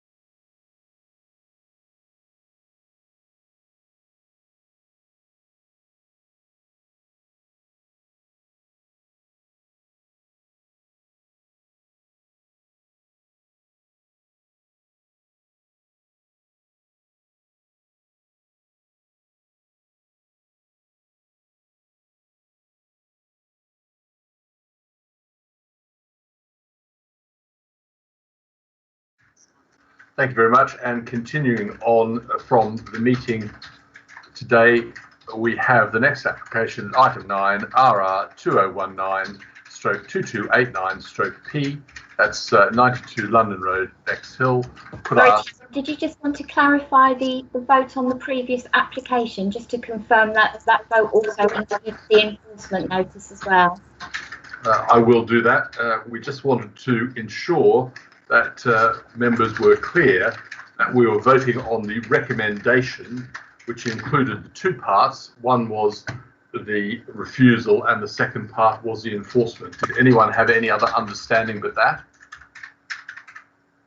No, haven't heard from anyone. So we will note as part of the minutes that the vote was on the whole recommendation, which were the two parts. Thank you very much. Good. Now, could we have the officer who's going to present Bexhill, 92 London Road? Thank you, Chairman. So members, that's me today. The case officer was Terry Hardwick, but I'll be presenting this for you. Just bear with me whilst I get it loaded. So can you see that at your end, the presentation slides? I can. Yep. It's a bit strange. It's not showing it at my end, but not to worry, I'll continue. Any problems, just let me know. Although not a lot to show necessarily, because you did visit the site on Tuesday, so I know that you're aware of the facts of the case. But what we have here is an application for a change of use of the existing building from a mixed use as a hotel and public house, that with additional extensions would be proposed to be converted into offices at ground floor level and then 10 self-contained flats. Now, you'll note from the report there's quite an extensive discussion about the policy considerations in this application, and it's one of these instances in which there is a kind of initial hurdle to get over, because there's a retention policy that applies in relation to the existing tourism and community uses. And once that has been dealt with, then you would consider the other issues, and those are also set out in the report. So that would be things like the design of the extension, the appropriateness of the uses proposed, impacts on neighbouring properties, traffic impacts, that kind of thing. So you'll note from the report that while there aren't any issues in respect of the design of the extension, the quality of the accommodation that's proposed, provision of small outdoor amenity area just so that people can do things like drying clothes. Unfortunately, it's the officer's view that the proposal doesn't comply with our policy DCO1 and then the policies that support that, which are EC6 and DEC3, which essentially seek to protect employment uses in tourism use, and also those that have community value. Now, the report sets that out quite extensively. You'll notice that the matter is around marketing and viability. There have been discussions ongoing through the application with the applicant about those issues, and whilst bits and pieces of information have been provided over time, it hasn't been substantive, such that the last discussion with the applicant is essentially that they won't be providing any more information and that they wanted the application to be determined as is. So because there are still deficiencies in terms of that retention policy, the application is recommended for refusal. And then just to quickly go through the plans, this is the block plan here. The hatched area shows the existing building, and the solid red block area shows the footprint of the extension. On this plan, it's also annotated to show the carrying distance or the travelling distance for refuse workers in accordance with our policy. So it's intended to have a refuse storage area to the side of the building here. That just shows it's within the appropriate distances. The rectangle areas on here are parking areas. Some of these are existing on the site. Some additional ones were to be provided along the side, and there was parking at the front, which you saw from your visit. Again, this plan is a site plan, just showing some of that detail maybe a bit more clearly, especially in relation to the parking and the access, where this shows how manoeuvrability might occur on site. And then we've just got some floor plans, which I do apologise for the quality, actually. I'm not quite sure how that's coming out at your end, but they are quite blurred here. But this is the ground floor, at least anyway, so you get an idea that this is relatively open. That would be the office space. And then these are the arrangements of the flats as you go to the other floors. So as summarised, the application is recommended for refusal. All right, thank you very much, Sam. We do have the speaker for the applicant, Mr. Sam Gerken, who just arrived during a presentation. Mr. Gerken, can you hear me? Chairman, it's Mr. Beresford. Oh, okay. It came up as Sam Gerken. All right, sorry. Yeah, he's come through on a different email. All right, that's all right. Mr. Beresford, so thank you for coming in. We just started with the officer's presentation, so you haven't, you know the application, and this would be your time to speak. Are you happy to speak now as you've just joined the meeting? You've got 5 minutes, after which members would ask questions if necessary. Yes, I'm very happy, Chair. Thank you. All right, well, please, the floor is yours. I'm not sure, Sam, do you want to take down that picture of the second floor plan so we can see Mr. Gerken? Well, we can sort of see you.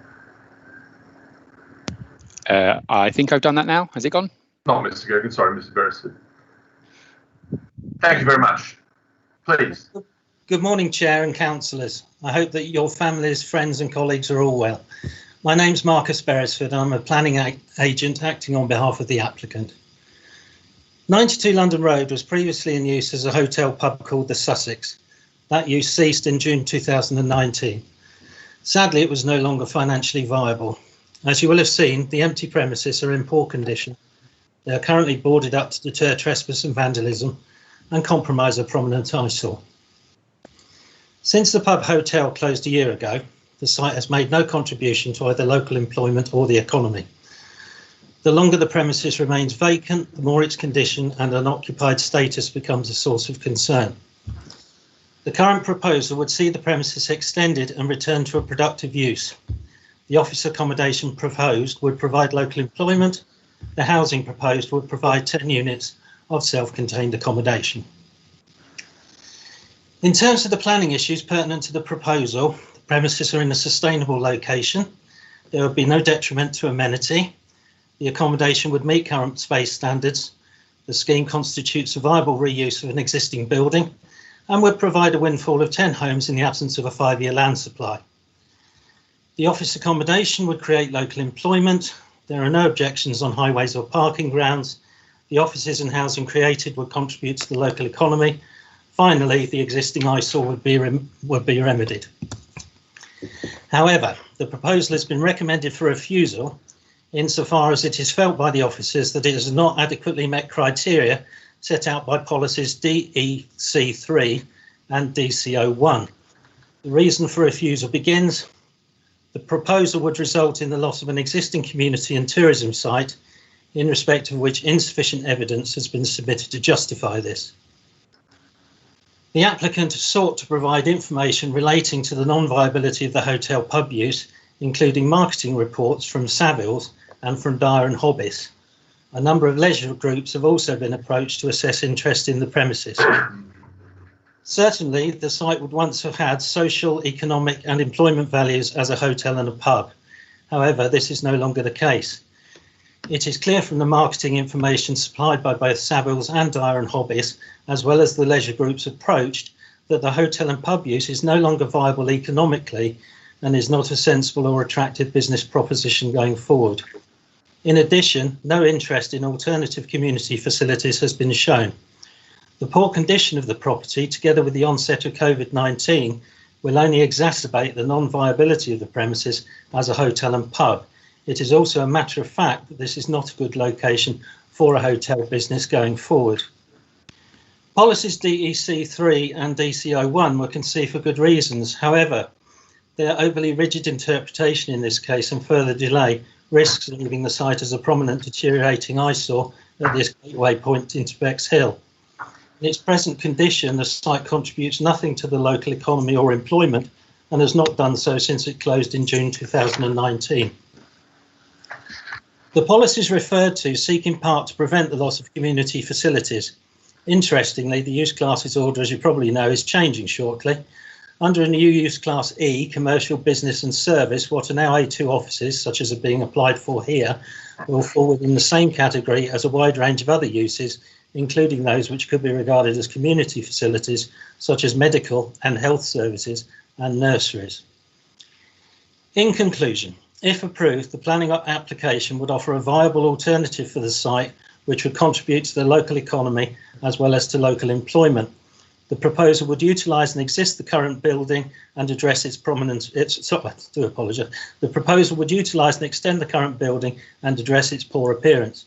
Finally, the scheme would provide a windfall of 10 modern dwellings in a sustainable location, all meeting current space standards. It is respectfully requested, therefore, that planning permission be granted. And that's me. Thank you. Thank you very much, Mr. Berwick. Very concise. And now I'll ask members if they would like to ask any questions. The first one is coming from Mary Barnes, Councillor Barnes. Thank you, Chairman. I'd just like to pick up on a point Mr. Beresford made about the suitability for a hotel in that location. Why is it going to be better to put apartments rather than a hotel? What's wrong with having what would be, after all, and what was a 2- or 3-star hotel? We're not talking about something really posh. We're talking about, you know, your average basic hotel. Why would that be a bad site? We receive feedback from a number of different leisure groups representing hotels, a couple of whom operate in Eastbourne, for example, and also from Whitbreads. And the information that we were getting was that this just is not a suitable location for a hotel of this sort. The visitor experience would tend to suggest that in a town as lovely as Bexhill, they'd be looking for, you know, a seafront perhaps accommodation or nearer to the seafront, not at this sort of, not in this sort of rather busy mixed use location. So, as I say, we approached a number of different groups. The marketing surveys that both Savills and Dyer and Hobbs did indicated that the hotel use sadly wasn't an attractive proposition for other companies that were expert in that particular field. And as I said, I think COVID and really will sort of factor into that and make it even less desirable. Does that answer your question, Councillor?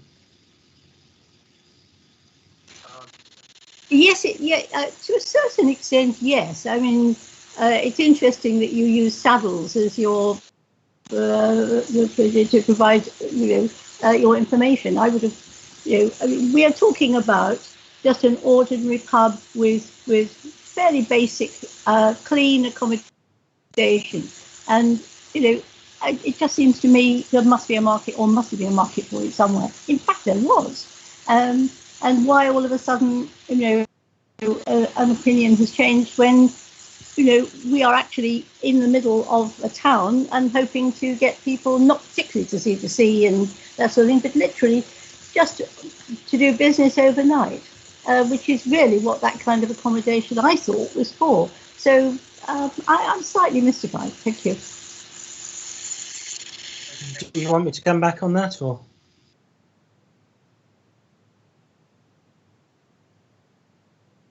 Hello?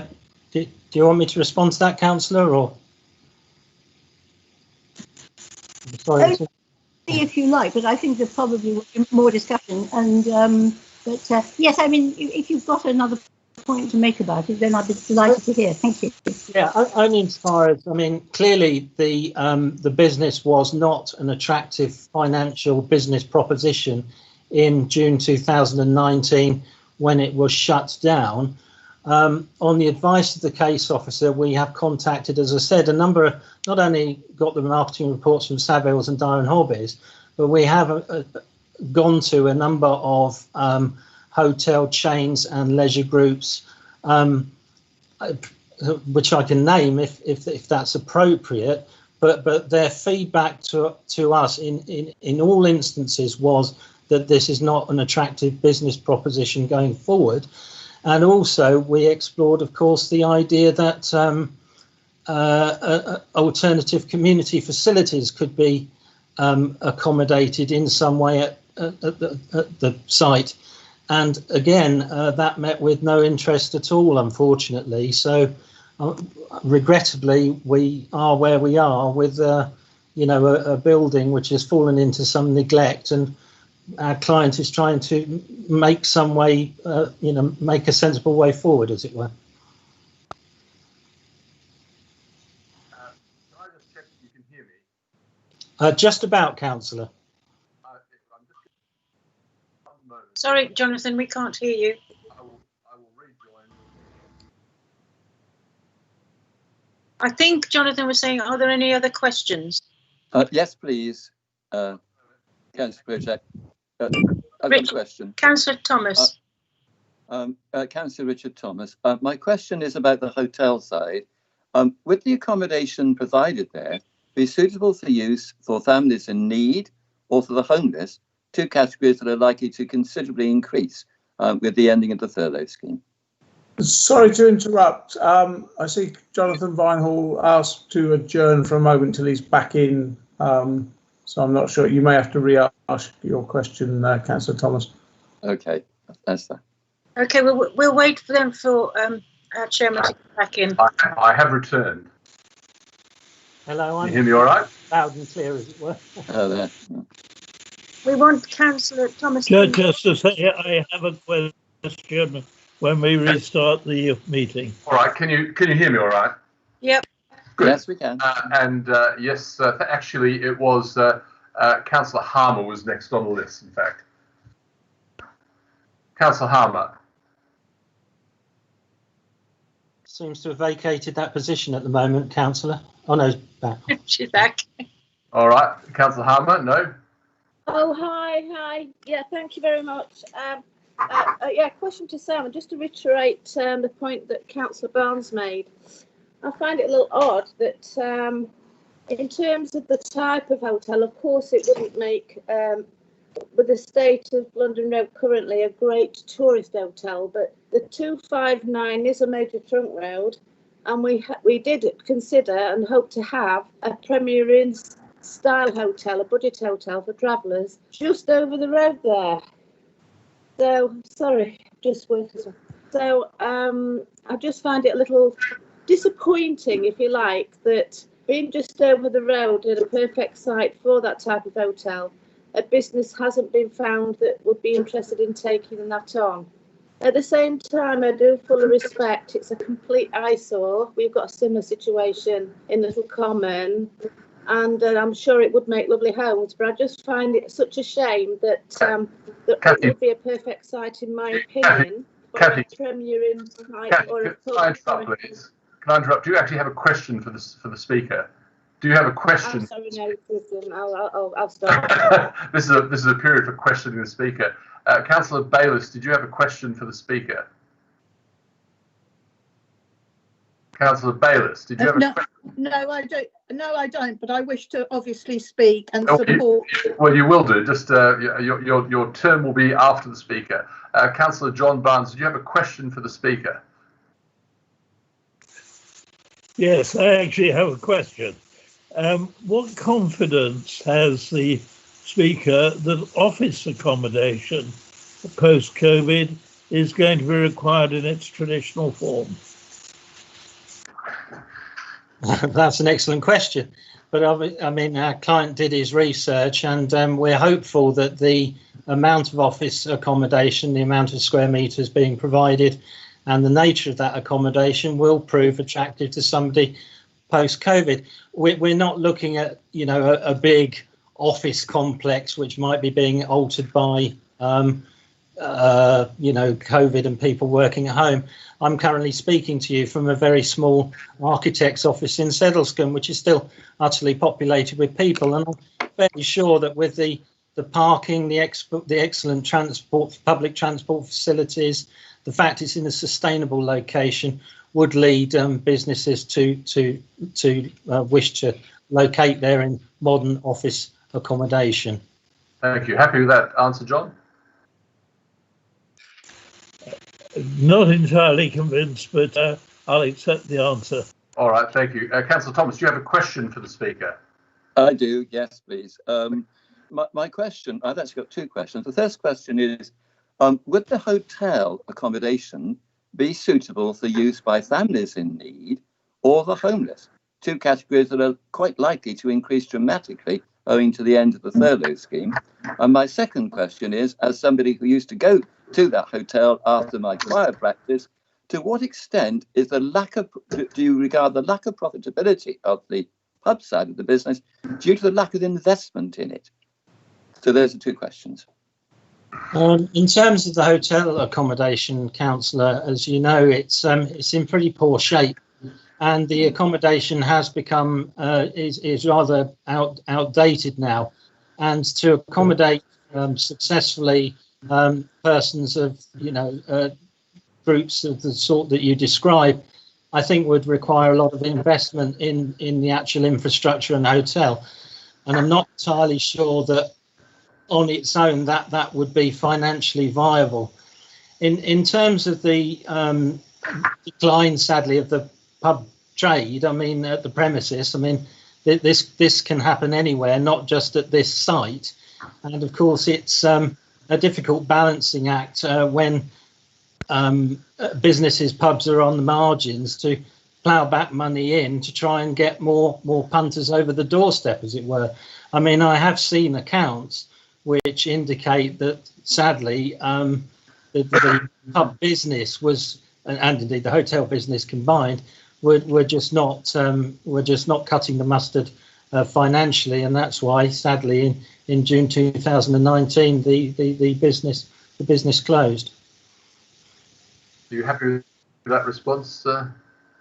Well, on the first question, I mean, I would agree that investment would be needed.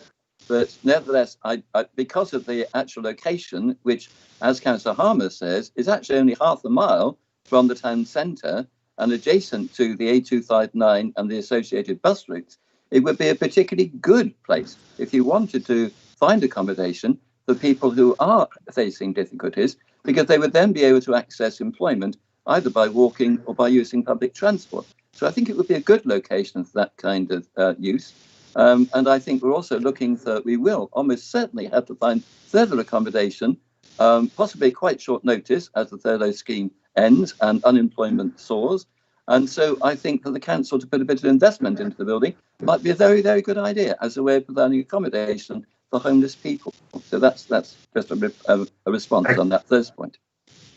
Okay, thank you. Councillor Mear, did you have a question for the speaker? Yes, I do, Mr. Chairman. It's that when we had the site visit, a few of us ventured into the interior of the building and looked at one or two of the bedrooms. Now, they have been adapted to have bathrooms taken as a chunk out of the room. Can you tell us how many of the bedrooms are in that sort of state? Because it appeared to me that they would not be up to a modern standard.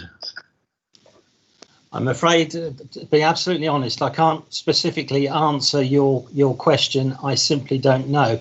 What I would say, though, is that to get bedrooms and such up to a standard which would pass muster with public health officers and such would be a very significant investment. And as I understand it, although I didn't have the benefit of going inside the building as you did the other day, there has been quite some significant damage caused through the building as well.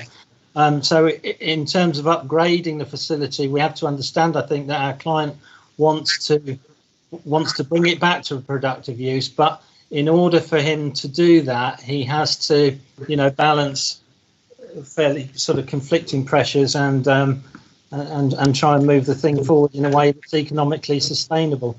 I do wonder whether, turning bedrooms around to the extent that would be required, etc., to bring them to really modern, decent standards that people have every right to expect, whether it would be financially unviable. You happy with that, Councillor Mear? Yes, thank you.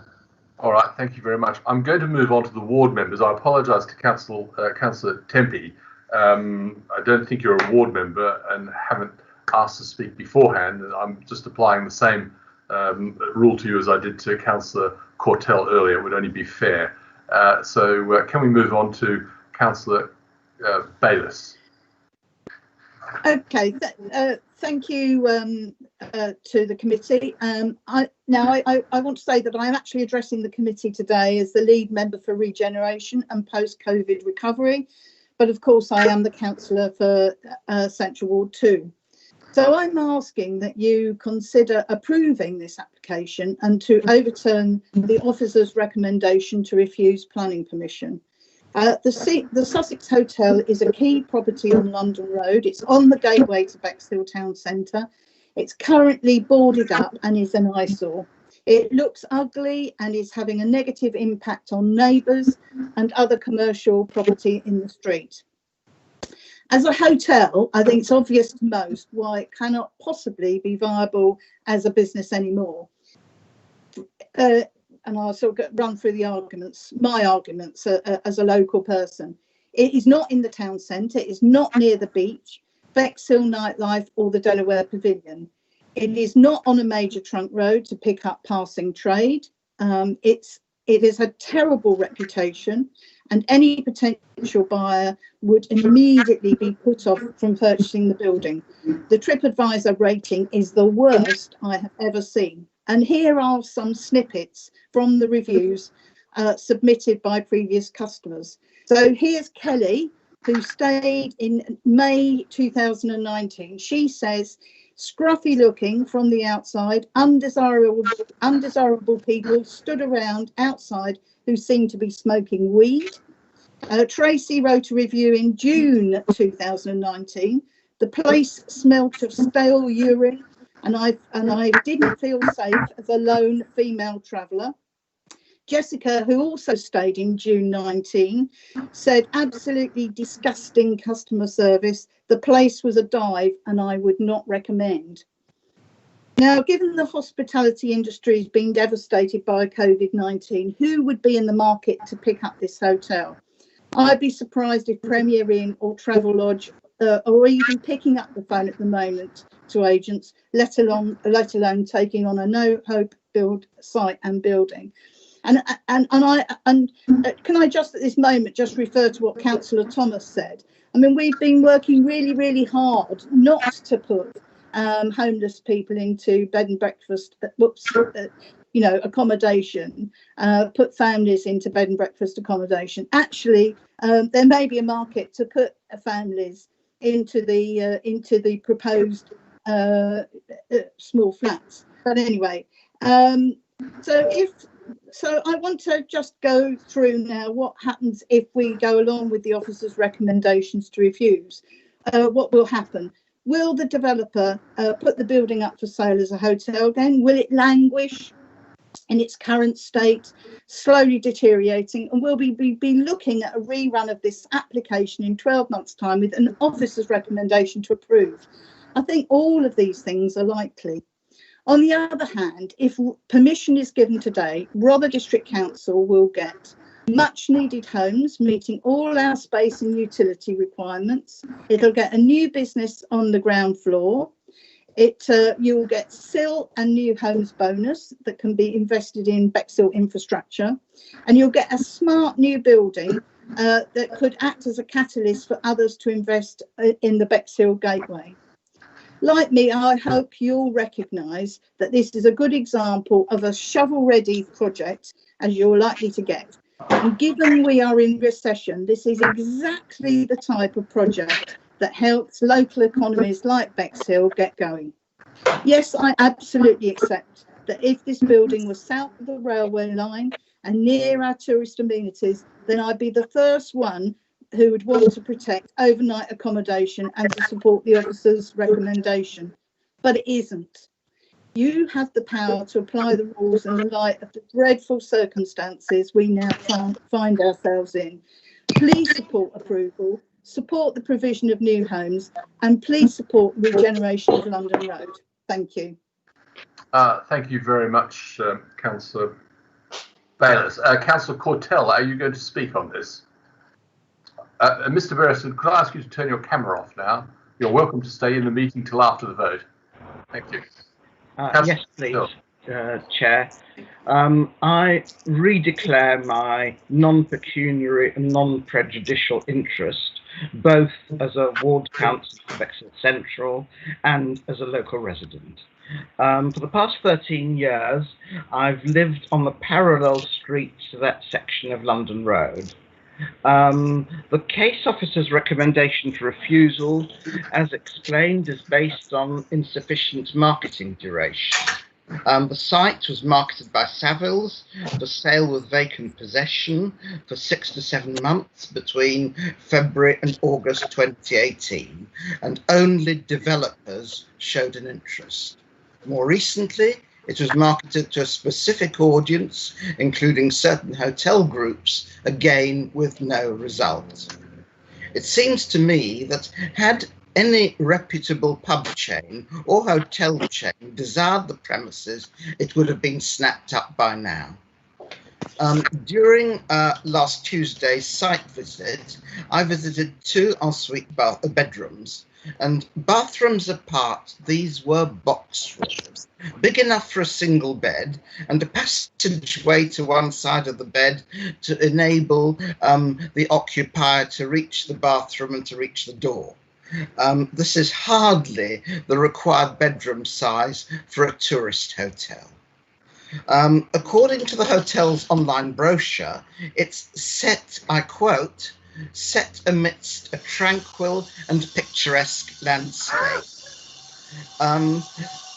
Those councillors who attended the site visit will have noticed that this is grossly misleading. Indeed, comments on TripAdvisor included misleading, nightmare, and, as Councillor Bayliss said, disgusting, filthy dive. Of 21 hotels and B&Bs in the Bexhill and Hastings area, it was ranked bottom according to TripAdvisor reviews. Paragraph 1.6 refers to retaining the facilities that support the town's role as a destination for visitors. Quite right. Now, as a local resident living just 200 yards from the site as the crow flies, I find that stretch of London Road much improved since the Sussex Hotel has boarded up.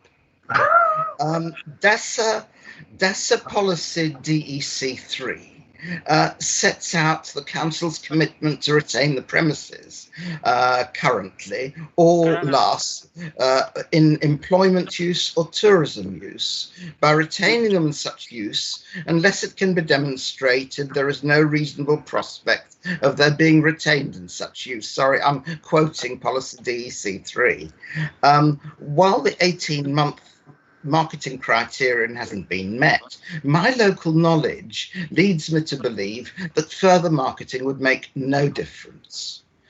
This proposal would better serve the district's employment base than having the hotel needlessly boarded up for a further 12 months of unproductive marketing.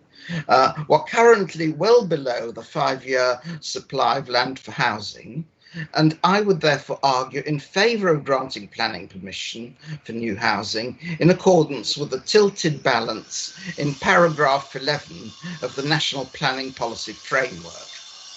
I therefore ask you to overturn the officer's recommendation and grant full planning permission for the site.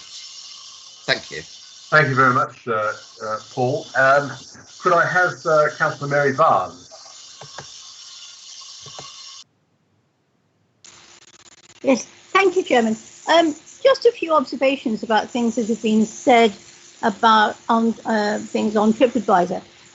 If one went back before the last couple of years to 2005, which admittedly is a little bit out of the time frame, people were extremely satisfied. They had a very pleasant stay. It was comfortable. One person actually said it was the cleanest hotel that they'd stayed in over 3 countries.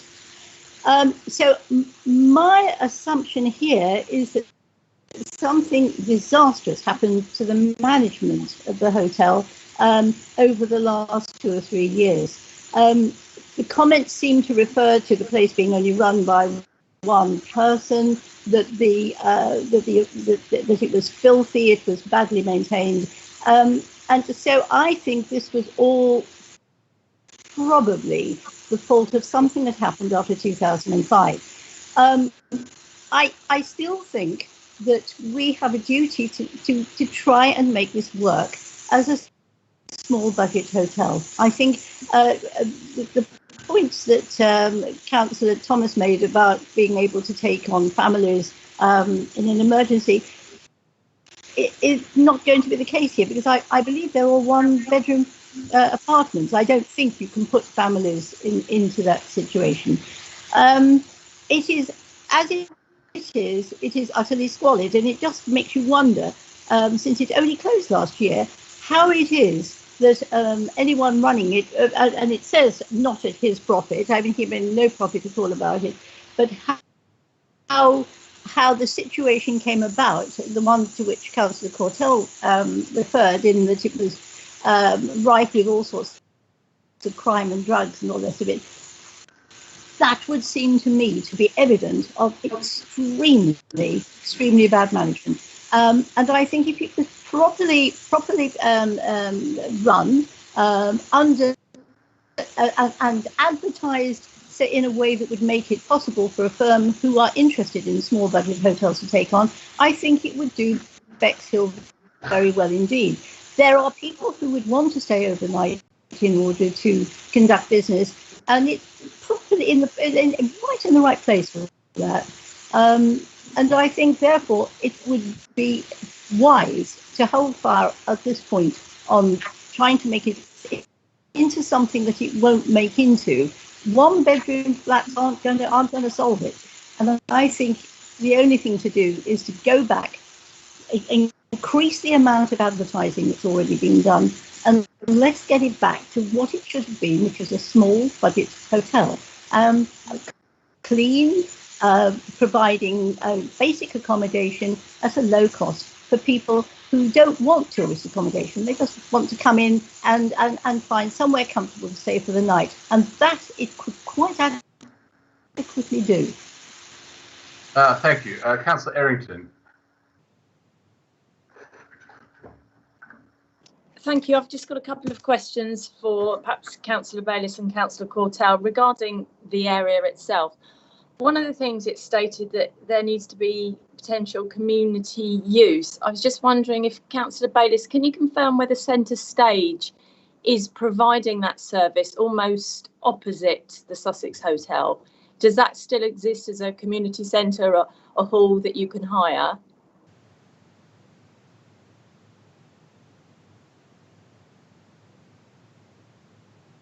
Did you want me to answer that?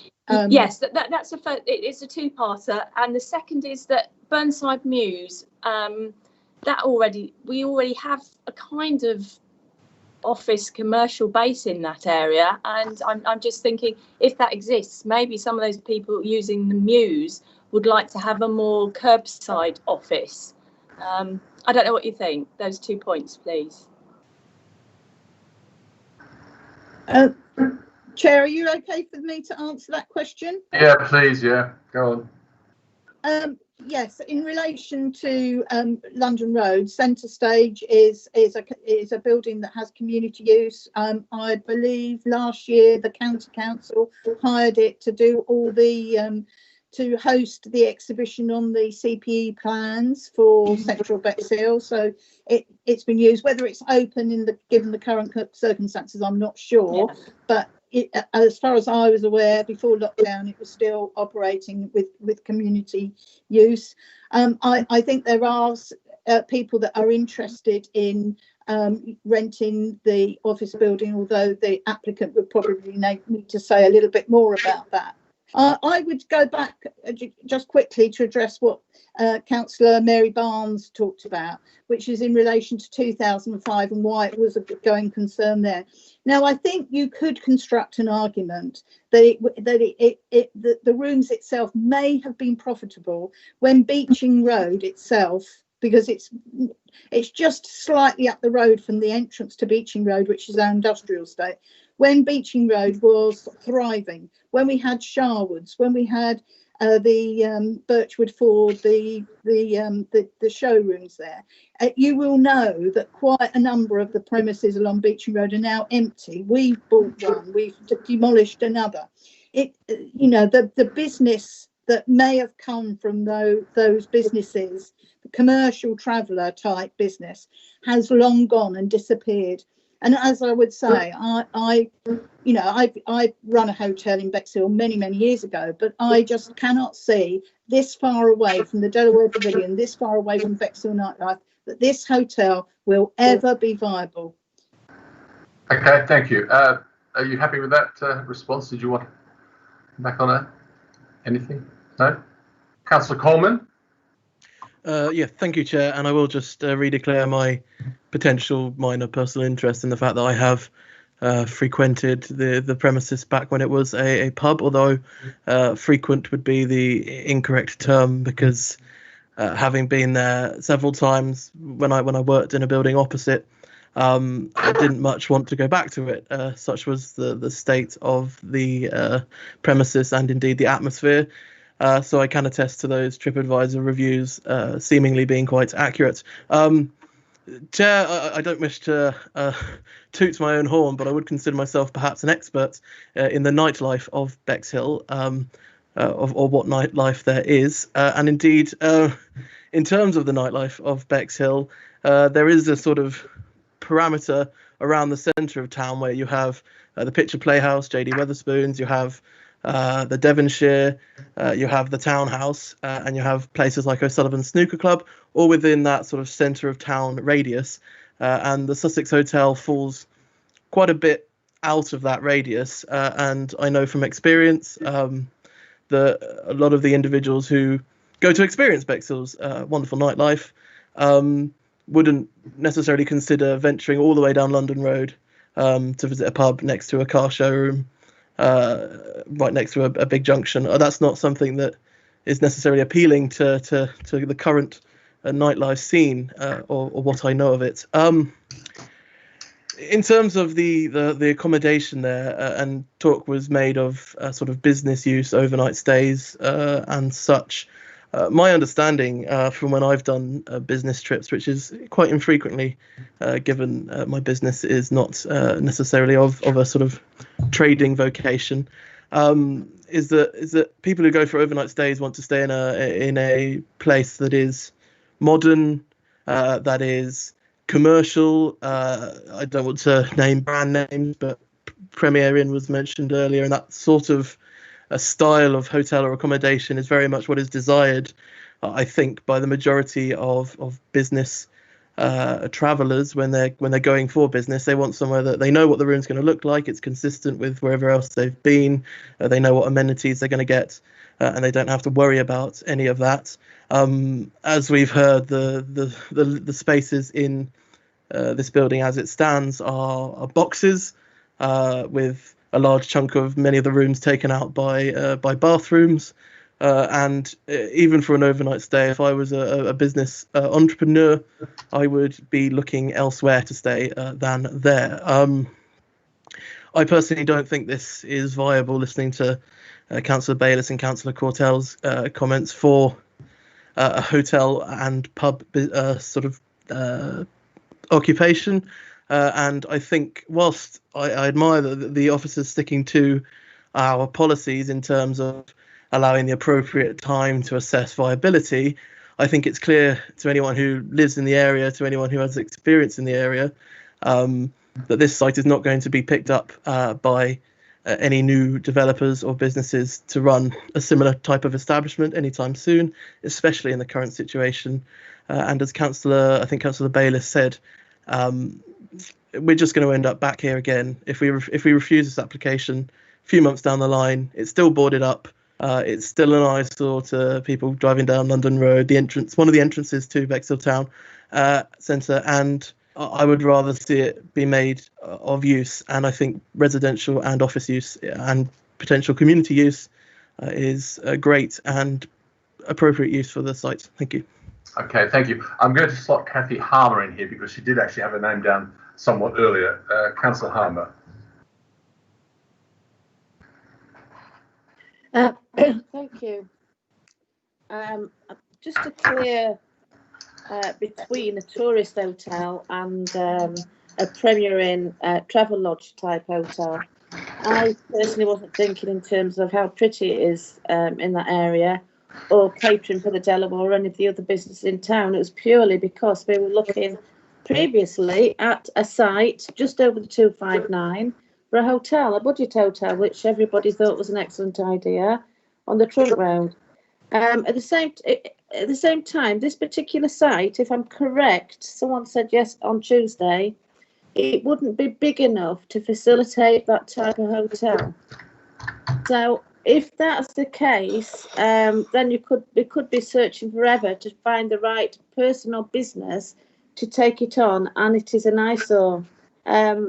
I think something rather than nothing needs doing with the building, because like one of the other councillors already said, it definitely sets a precedent to the other businesses in the area.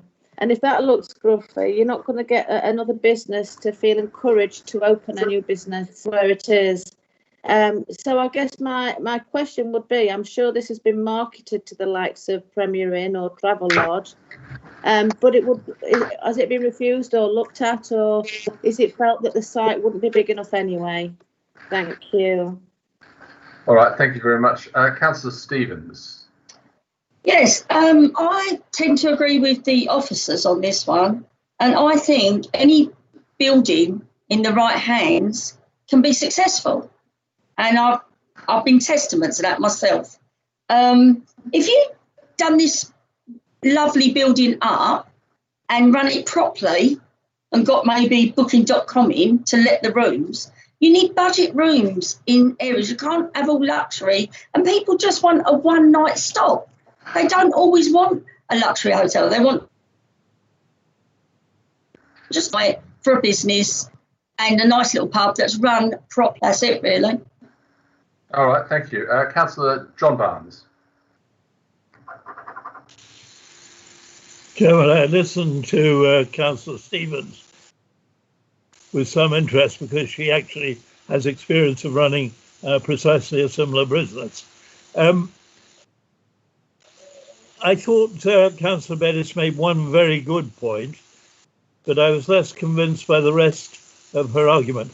A very good point, obviously, is a premise that it is standing empty is not good for the whole area. I think we can all accept that. The problem, it seems to me, goes a bit wider than Bexhill. And I just wanted to make this point before I talk more about the particular application. We're holding a number of businesses across the area where we think the owners, and I will be careful, might be trying it on. Because obviously what you find is accommodation is valued much more highly than pubs. So that is why we have a test which has to be fulfilled, that there really has been a serious effort of marketing it. And I have to say on this one, I am less than convinced. As somebody who studied classics, I know that you can ask the question num, which means you're seeking the answer no, or you can ask the question nonny, seeking the answer yes. I have a horrid suspicion that in some of the examples across the area, the question being asked has asked for the answer no. I don't know on this one, to be honest, but our officers have looked and they're not satisfied that this has been marketed properly to all possible users. Coming back to the actual application in front of us, it's a very unfortunate time, it seems to me. Because of COVID, it is quite likely that the tourist industry and the hotel industry in this country is going to benefit, just as those in Spain and France may be disbenefited. We know very little about the future of office accommodation, other than that there has been a very successful exercise in home working. I frankly think it's premature today to actually take a decision. I think we really need to be more satisfied about the marketing. And I think even if we were satisfied that it is not viable as a commercial premise, and I'm not, frankly, because I think much of the data being quoted from TripAdvisor is about management rather than premise. I quote from one person who said 3 years ago, this was absolutely splendid. Lovely place. I looked at the date of his representation. He was talking about 2015, not 2005. And in 2018, he said this place has in effect gone to the dogs. What was once a very good hotel is now being run. The staff are still good, but everything else has been let go to pot. Now, that suggests to me not the premise changing. It suggests to me that the management became very poor and was not really running a good business. But even if I were convinced that it had been marketed properly and that the commercial use was no longer viable, I'm by no means convinced, not by the residential, that we would have to look at in terms of the size of flats. I think, incidentally, they would be very small flats. But it's the office use which really concerns me, because I think at this moment, I really do not know what the future of office is going to be, and particularly in this sort of location. Thank you very much. Councillor Curtis. Thank you, Chair. Yeah, sorry, I was looking down the list and I thought I was Christine was before me, but anyway. She'll talk afterwards, so. Okay, no doubt. Thank you, Chair. I may have to make a disclosure of interest, having attended the pub at various times over the last probably 30 years. I think it was in a previous life, but I wasn't quite sure about that. I'm quite interested in sort of comments about how lovely the place was. Now, I wouldn't have said that was a description that I'd probably use, and I think Councillor Coleman sort of alluded to the fact that the previous reputation was perhaps not as one would have expected. The problem is, unfortunately, the world has changed drastically, as you know, in the last few months, and whether it's ever going to resume any form of normality, none of us know. So any assumptions, or normal assumptions about the tourism trade per se, I think have to be questionable, because we really don't know what is going to happen. I think there's been, we'd like to think that, you know, Brits will staycation because they can't get abroad. Let's hope they all come to Bexhill, hopefully COVID free, but we don't know. It's an unknown quantity at the moment. It has had a checkered history, I guess, with the viability, and I can go back probably 25 years, probably more than that.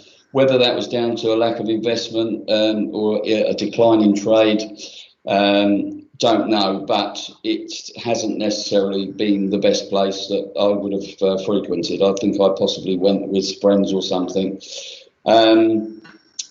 As I've mentioned, have a look. The marketing attempts, obviously, I think everything seems to have been done to market the property, and so far it's proved fruitless. And I would think in the current climate, I don't think there's any likelihood that that's likely to change. So I can only mention that. I think I've said about tourism is in decline at the moment. It's an unknown quantity. We don't know. In view of the situation with COVID, etc., any long-term prospects for any pub, I think, is going to be, you would need to be either seriously mad or have a very good business that's been established for a while. And I don't think in this case it's that could apply. Just let me have a look at my little notes. The position, I mean, we looked at it the other day, and it's derelict. It looks dreadful.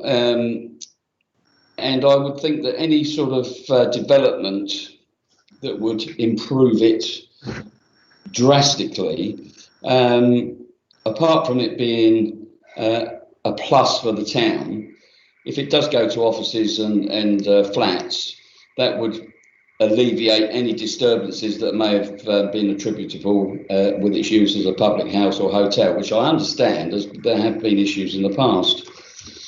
Our economy will dictate the viability, which currently, as I've already said, is very dim. If we knew what was going to happen, we'd have a crystal ball. The future of pubs in general are in decline. I think the size of offices and the flats are probably more suitable and, bearing in mind, more attractive due to their small size. And what an ideal opportunity to improve this absolute eyesore that is, to be fair, at the very forefront, the gateway to Bexhill. And I think anything that we can do, as that really is a gateway entrance, it would certainly make a great improvement. Thank you, Chair. Thank you very much. Could we have Councillor Thomas, please?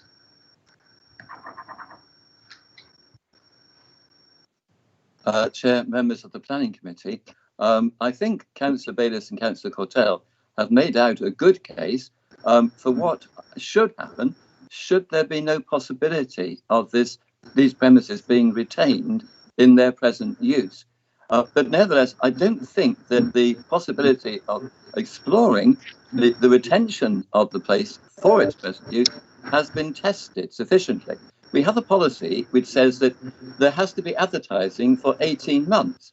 And what I think we're at risk of doing is actually going against our own policies.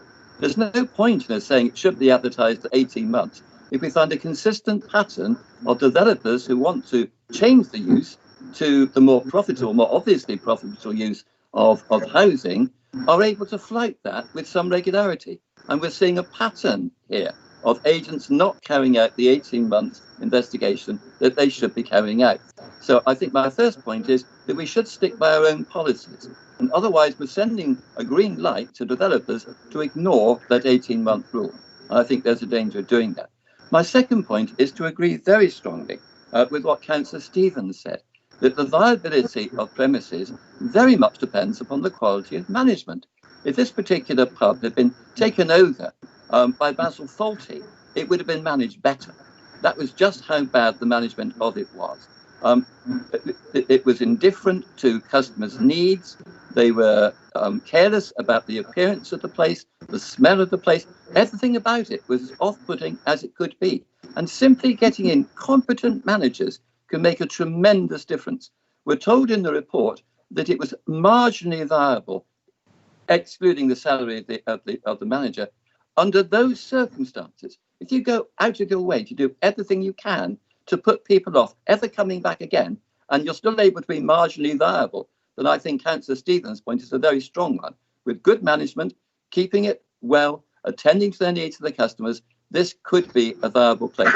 So my argument would simply be that we allow the statutory period to be exhausted. And if we find, after marketing the place, continuing to market the place, if we find that the place cannot be marketed and that's out of the question, then I think we go to this kind of development. I think that makes sense. Although there are question marks, as Councillor Barnes has pointed out, over the use of office accommodation. So even that is questionable. But I can remember this particular venue as a thriving, popular music venue. And music venues are very much in demand in Bexhill. And I can recall when this was a thriving pub, and you can see people standing outside where it was so full inside. So I'm convinced that with the right management, this pub could actually secure a renaissance. And so I would like to see an effort to find a management committed to that before we move to this. And so I would say that this should be rejected for now, and we give chance for our own policy of the 18-month period of advertising to actually be carried through. Thank you. Councillor Langlands. Thank you, Chair.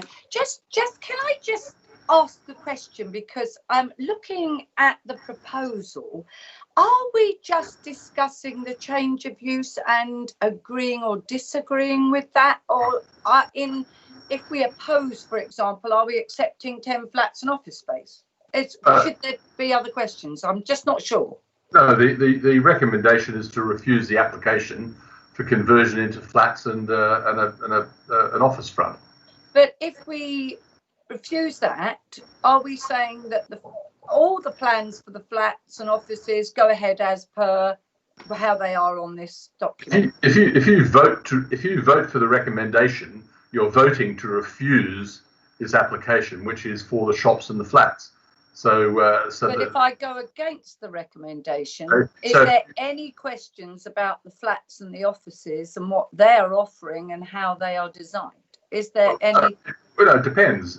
If there is a vote and we take a vote for refusal and that's passed, then it's refused. If it's not passed, then presumably somebody would put. In fact, Councillor Curtis has already put up a proposal to approve.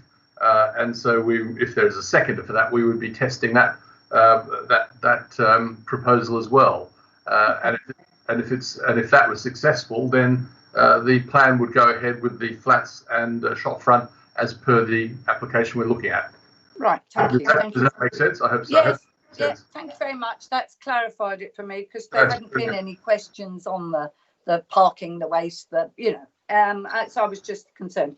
But to look at the policy, particularly DCO1, what we have made it very particular that there's an 18-month period for advertising, and I'm looking here, and it actually says ordinarily, normally at least 18 months. So it isn't actually perhaps quite as concrete as we understand, or I understand it anyway. But looking at some of the issues that people have mentioned about location, reputation, lack of interest, condition and so on, I do think maybe we could put more emphasis on in the national planning policy framework for ensuring the vitality of our towns. On page 25 it says planning, define a network and hierarchy of town centres and promote their long-term vitality and viability. And maybe that is a policy that we should consider in terms of where we go forward if we don't think that marketing this building, which I considered to be pretty derelict when I went to have a look at it, as a hotel and a pub as it was. And there's also something too in our core strategy, which I was interested in on page 138, EC 3.4, where continued employment and use of a site premises is demonstrated not to be viable, permit complementary enabling development as part of an overall scheme. Perhaps we could emphasise that if we go against it. It's for mixed uses with housing and community use. I'm just thinking, in terms of the hotel, if we are all doing what we're doing today, people are not going to be, commercial travelling is not going to be as significant as it was a little while ago. COVID is certainly causing problems in terms of how people market their properties and use them. So my feeling is that we won't get that passing through overnight stopping that we used to get. And I do agree that I don't really rate the position of it in terms of wanting to go there. It's not, certainly not for people visiting the coast and the seaside. And I would have said, again, I feel differently about the offices. I think there's going to be more a desire for small office space, just to pop in and out and do necessary work. And I actually think that it would be viable to be used in that way. So my feeling is perhaps there are other policies here that we can look at in a bit more detail if we're going to refuse this and focus on them in terms of making Bexhill a better place. And regeneration has been something that's been talked about for a long time. It would be great to support Councillor Bayliss and make some of it happen. And I think this would certainly be a good start. All right, thank you very much. Thank you for that. Councillor Prochak. I think... Yep. Are you with us? Councillor Prochak? Yeah, I'm here. Is Councillor Coleman before me? He might have been, but he's also put up a seconding. Councillor Coleman, did you want to speak as well as the second, or was that just a second? I did have other points I wanted to make, but I'm happy for Councillor Proshak to go first. No, okay. If I go first, Yeah. as Jim seconded, I'm really glad that we're coming at last to perhaps make a decision on this, because it's a very important tilting going on here, isn't there? And normally I would be certainly on the side of going for the policy of continuing for marketing, but we're not normal times, are we? I can always remember when we were thinking about a hotel in Robertsbridge, and I contacted a friend of mine who deals with hotels worldwide and said, what do you think? He said, no sane person would go in for a hotel now, because you can't make money out of them. And the larger chains want a bigger site. So if you wanted a budget hotel, it wouldn't be any good there. And I totally agree with what you've said about Councillor Stevens about get the right management in and you can make a gold mine. It's absolutely right. The thing, though, here is that where is it? Where it is? That's the problem. You could make it into a music venue, but that's not what we're looking at, not what is being proposed. And the thing is that COVID has changed things. And in terms of office, Councillor Barnes has said he's not sure about the need for offices. It's true. COVID has changed in fact, there are a lot of councils who are actually getting rid of their council buildings because they don't need them anymore. However, people still want smaller offices. They want that smaller space. So I think, personally, I'm coming down on the side of Councillor Bayliss and the local councillors who are saying, let's invest, let's take up this offer, because we should be in the same position 18 months down. In Robertsbridge, there is a pub that has been empty now for years, and it's a Grade 1 listed building right in the middle of the village, and it's empty and falling into disuse as a result. So I think the regeneration argument is stronger here than trying to get better management in. So I would support the proposer and seconder. All right, thank you. Councillor Coleman, did you want to add to that, or? I don't know if Councillor Meir wanted to go before me, and then I can just speak as I second, if that. Okay, yeah, that would be easy. Councillor Meir, there's a couple of others to speak to. Yeah, Councillor Meir. Very briefly. First of all, I completely take the point that past performance is not a guide to future performance, and that this was evidently very badly run and isn't really a guide to what would happen in the future. Secondly, there were some comments about the bad behaviour of customers smoking weed and being a nuisance and so on. I think we do have to remember that those matters are dealt with by licensing, and we are not the licensing committee. I think we have to assume that anybody who runs this in future will be under strict control with licensing conditions, and we don't need to consider that aspect. I think I read in the report that our officers have an expert report which says that this property has not been fully marketed and that there are other things which ought to be done. And I expect that Mr. Batchelor will come back to us on that as he winds up. Our policy is to try to maintain the community use.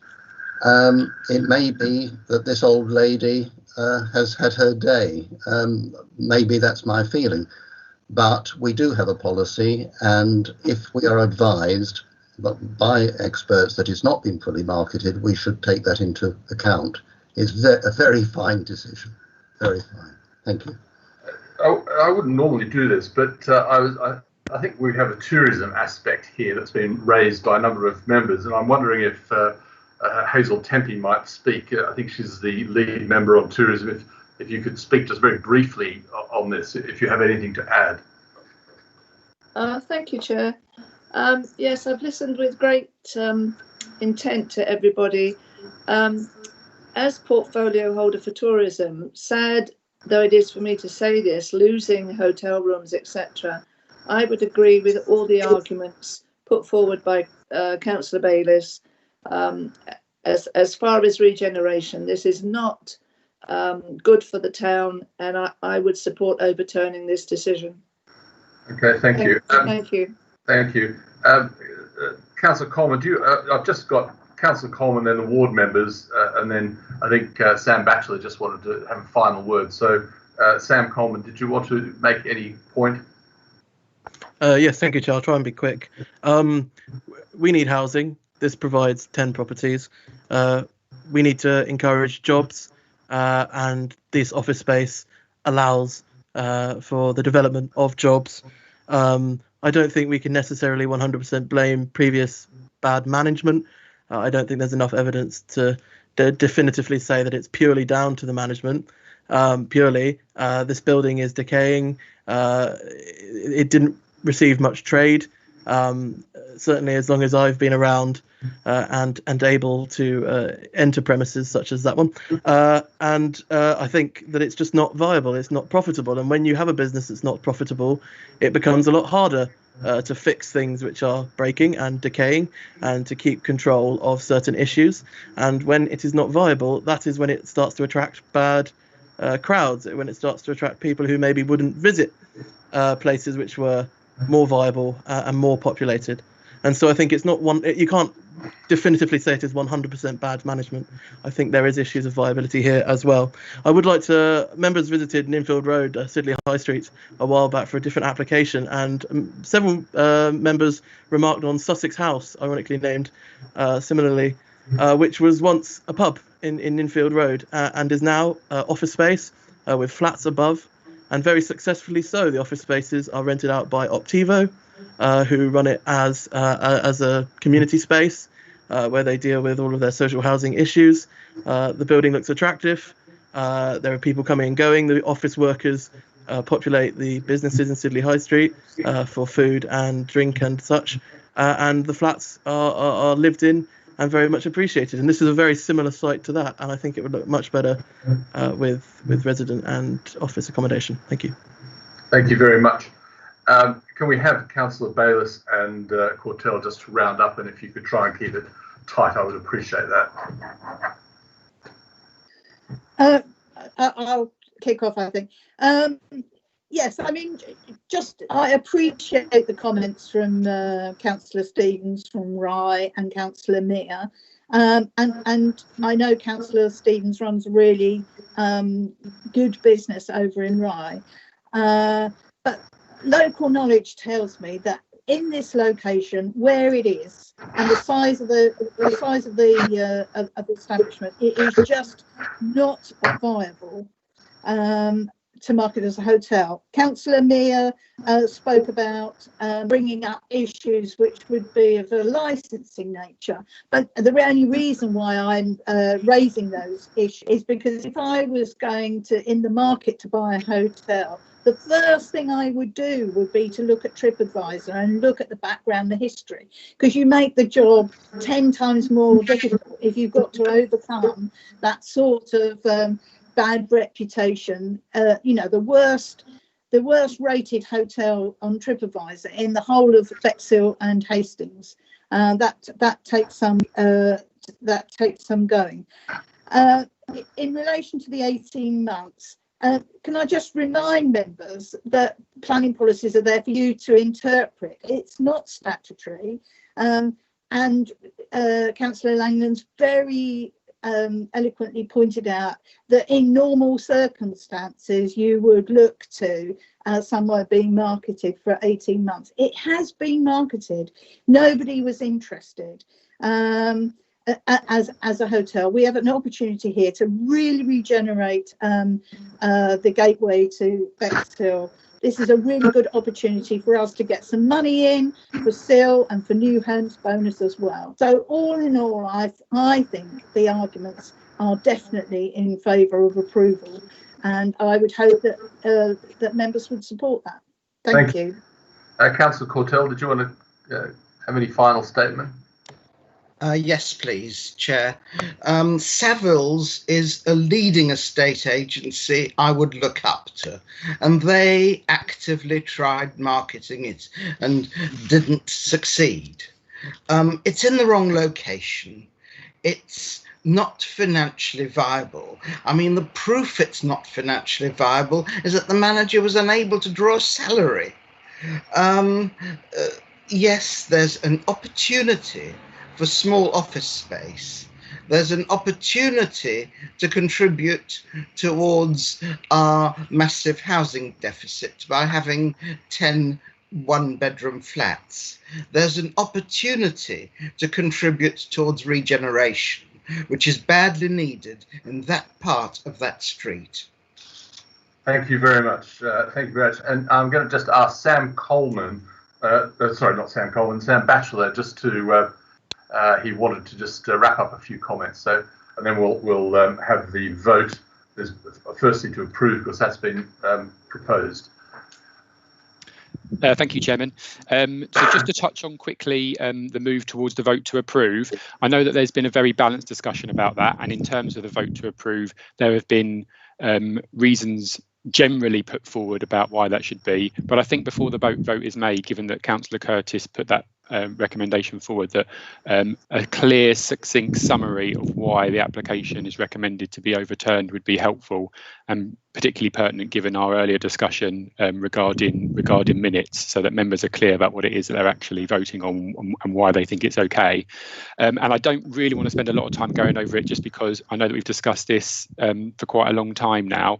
But the point I just wanted to make is relation in specifically to the retention policy, and just to go back really to my very first introduction to the case about the consideration of that policy, because to my mind, everything I've heard in support of the application, which yes does talk about regeneration, talks about the existing building, talks about the existing management, location, whatever, is being presented as fact, and I would ask all members to exercise some caution, because some of those things are not factual. It is not a fact that it's a poor location.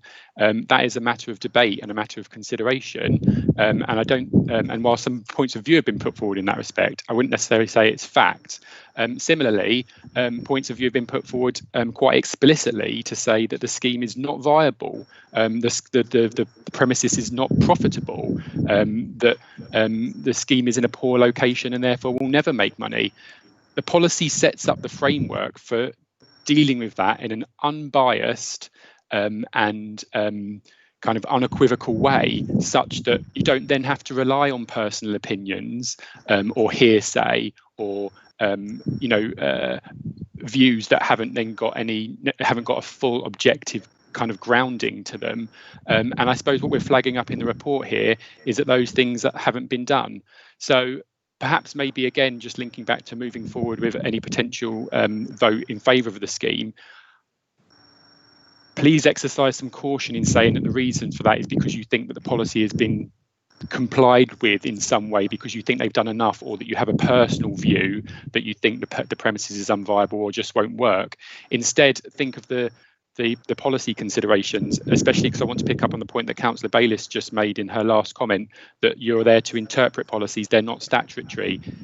You'll all be aware as committee members that it is a statutory requirement to have regard to the development plan in making your decision, which in turn is the policies. Yes, I will agree that you interpret them in some way, but and I'm sure that's not what Councillor Bayliss meant when she made her comment, but just make sure that is the case when you're making your decision. So I just exercise some caution, make sure that any reason that's put forward is about the balance that you take into account, perhaps even making reference to the officer in their section, just bear with me, 8.8, which essentially is their planning, balance and conclusion, where they remind you that this application is subject to the tilted balance. So it doesn't have to be the case that you think this scheme is acceptable because you're ignoring the retention policy necessarily. And I'm sorry to be flippant there, but it's just an easier way to summarise it. But maybe that you think that in having regard to the tilted balance, because we've got a housing land supply difficulty and therefore our policies in relation to this application are out of date, that because something else is being provided, be it housing, being offices, being it a regeneration opportunity, whatever it may be, that those are the reasons that you think it's okay. Again, officers wouldn't necessarily agree with you in that respect, but that would maybe be a better way to word it. Thank you, Chairman. Thank you very much. I'm going to ask Councillor Curtis for the reasons that he might like to apply. I mean, I'll just make my own one final comment. I think this simply comes down to, will future markets make a difference? And so, Councillor Curtis, do you have some words, or would you like any assistance on that? I do, Chairman. Regeneration over dereliction would be the preferred option. All right. Do you think you might like to add that the fact that the council does have a significant shortfall on the 5-year supply, and therefore a need to escalate housing, would be an appropriate reason that you might include? Yes. Yeah, I think any addition to our housing allocation would be certainly the preferred option.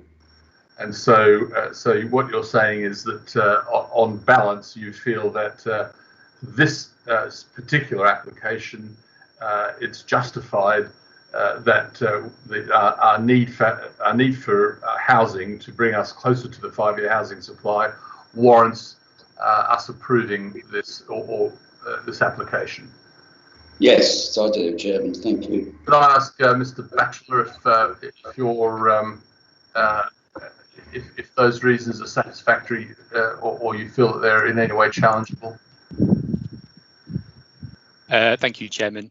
I appreciate it's always difficult when we find ourselves in these situations. I think I have a preference for them to be set out as explicitly as they can be, such that there can be no kind of misinterpretation of what members said.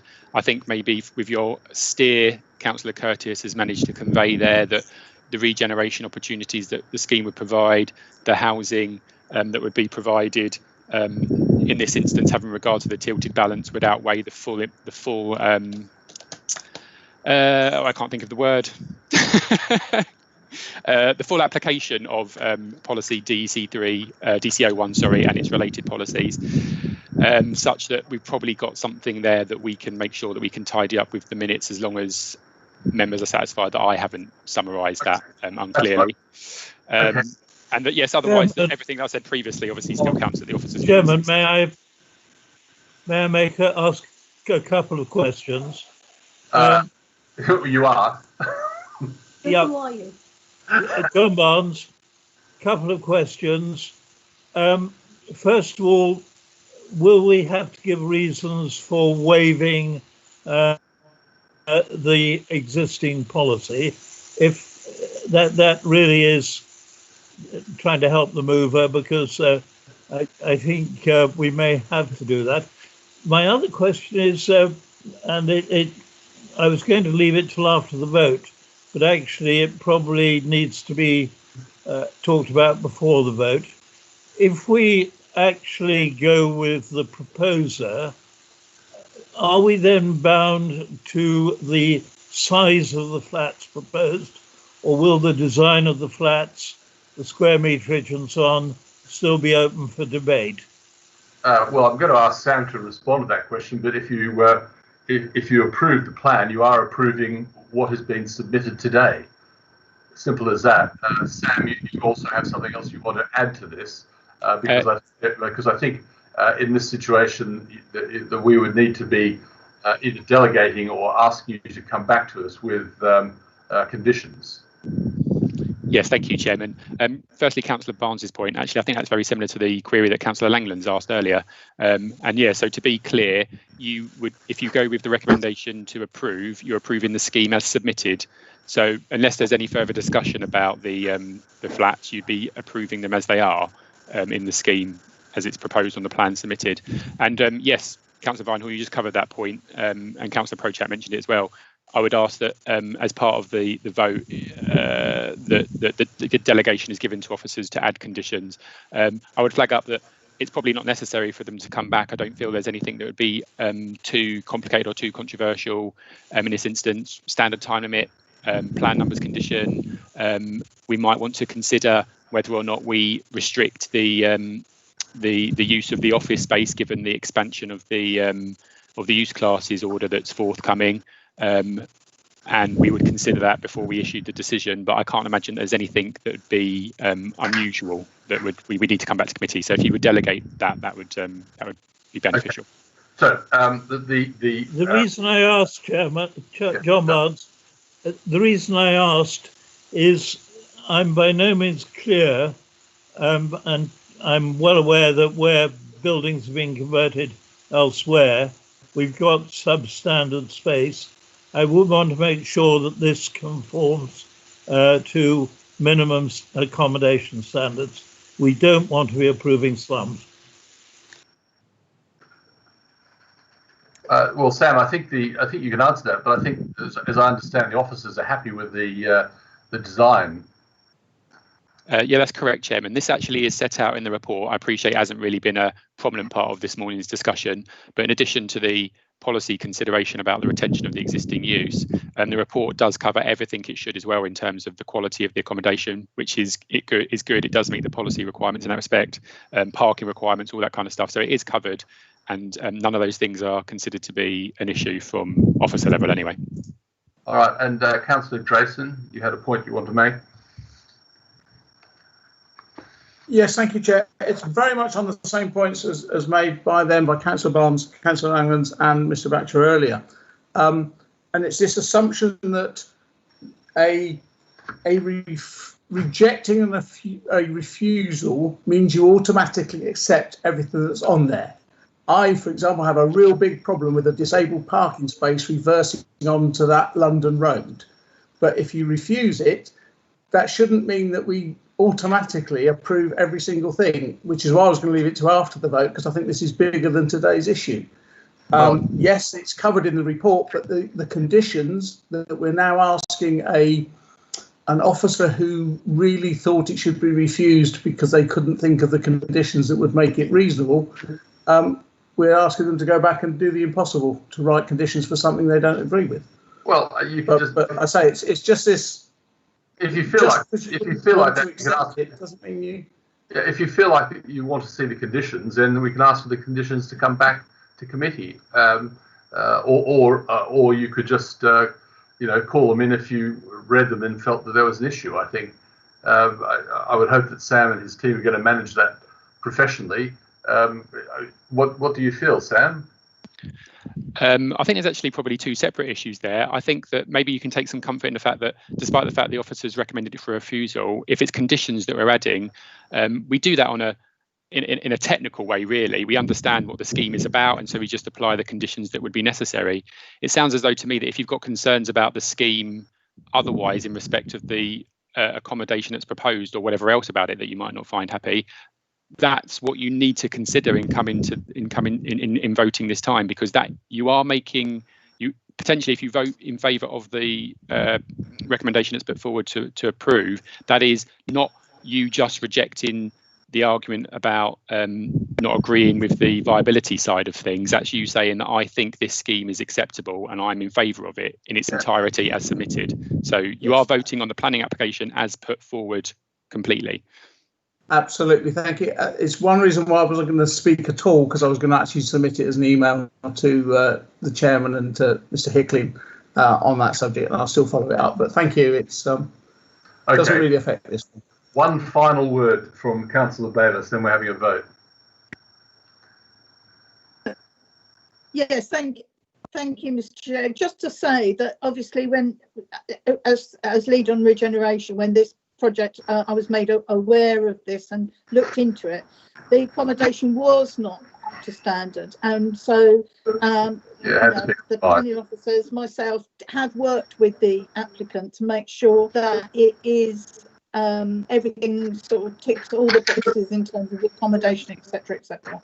Thank you. Yes, members won't appreciate that quite a lot of work has been done in changing the plan and actually reducing the original number of units that were proposed. So I think the officers, as said earlier, are happy with the plan as such. So we have a proposal to approve this, proposed by Councillor Curtis and seconded by Councillor Coleman. Could I hand over to Julie to take a roll count on that, please? Okay, members, I'll call your names out in alphabetical order. For, against, or abstain. So you are voting, just to excuse, you are voting to approve, yeah? A yes vote is to approve. Yes, the yes vote is to approve, yes. To be clear.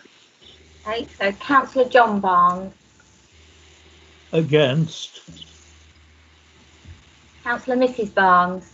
Against. Councillor Coleman. For. Councillor Curtis. For. Councillor Errington. For. Councillor Harmer. With reluctance for. Councillor Johnson. Against. Councillor Langlands. For. Councillor Madeley. Councillor Madeley. For. Councillor Mear. Sadly, for. Councillor Krochak. For. Councillor Stevens. Against. And Councillor Vinehall. For. And abstentions. So that's 9 for, and 4 against. So that's carried.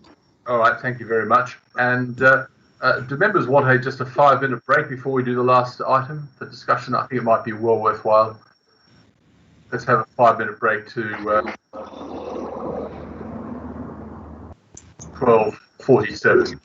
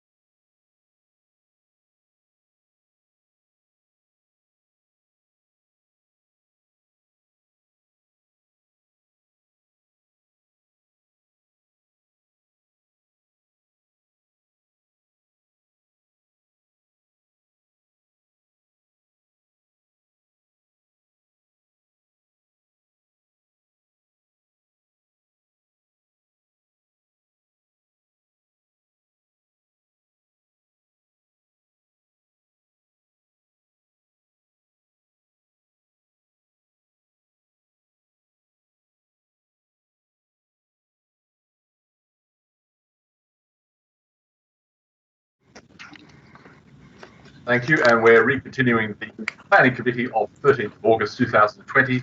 And we are now on item 10. I'm going to hand over to Mr. Hickling, Bachelor, for a report. Thank you, Chair. Good afternoon, members. The consideration of planning applications, as you probably realise, is increasingly technical and complex, with an ever increasing list of material considerations and changes in legislation to consider. There's also added pressure to meet higher national performance indicators, resulting in additional pressure on existing resources. So what have we done thus far to address those issues? The Rother 2020 programme, which you will all be familiar with, through the lean and demand elements, identified a number of process improvements, along with improvements to our software to deal with other processes.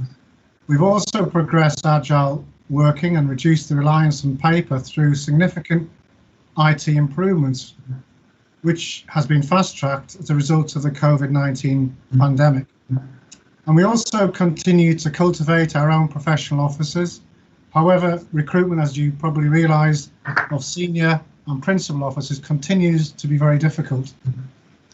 So, therefore, it is necessary to review some of the Council's planning practices. And this report refers specifically to two areas. First, the validation process, and secondly, the notified D process. So turning to the validation process. Submitted planning applications go through a rigorous validation process set against a local validation checklist, which is published on our website. Currently, 43% of applications fail to meet the basic requirements to be validated in the first instance. Officers then spend extra time on sending out letters and then rechecking the application on submission of these requested additional information. In some instances, this process can take more than one cycle before the application can be validated. This is disappointing, as many of the applications are submitted by local agents. It is estimated that the officer time taken to undertake this task is the equivalent of a half full-time post. So therefore, the intention is to contact agents to reaffirm the validation checklist and try and understand why there's such a high level of invalid applications submitted. Now turning to the Notified D delegation. As members are aware, any planning application can be called to committee by a member of the Council. This is contained in the Constitution as a two-part delegation system. The first phase is straightforward and involves non-contentious applications which are mostly processed well within time. The second is a more complex and resource-intensive process which involves officers writing a detailed report on an application which has generated comments contrary to the likely recommendation. This is then circulated to members in confidence, and members are given 5 days to call in an application to committee if required, giving planning reasons. This process was introduced almost 30 years ago when communication and records were analogue in nature. Weekly lists were posted to members and all documents were only visible in the town hall. Because of this, the Notified D process was introduced as a bespoke system to improve communication and engagement between officers and members.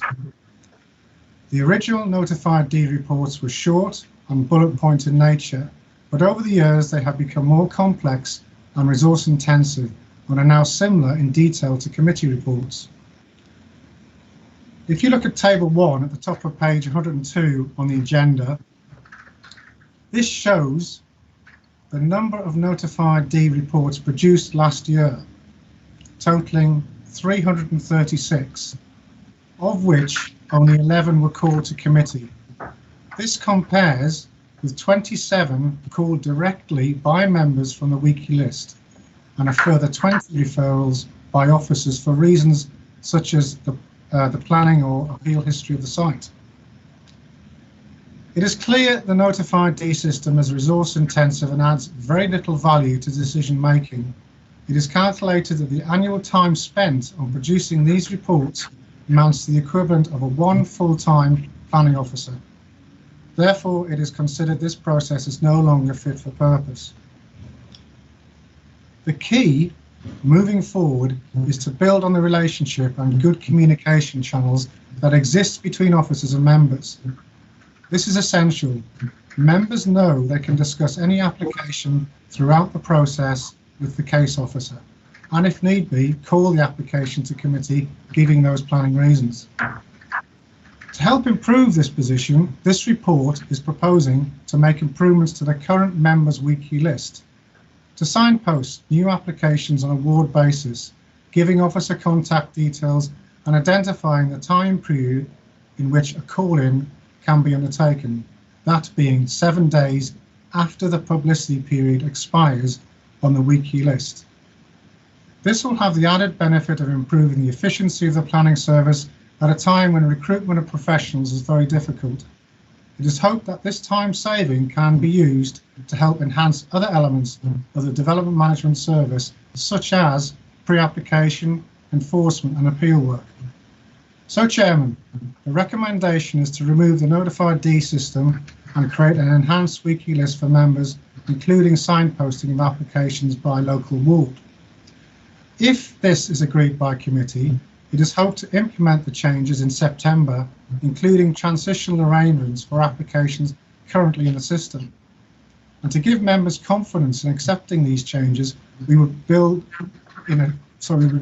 have a short review of the process to be reported back to members by the end of the year. Thank you, Chairman. I'm happy to take questions. Yes, Councillor John Barnes. Councillor John Barnes.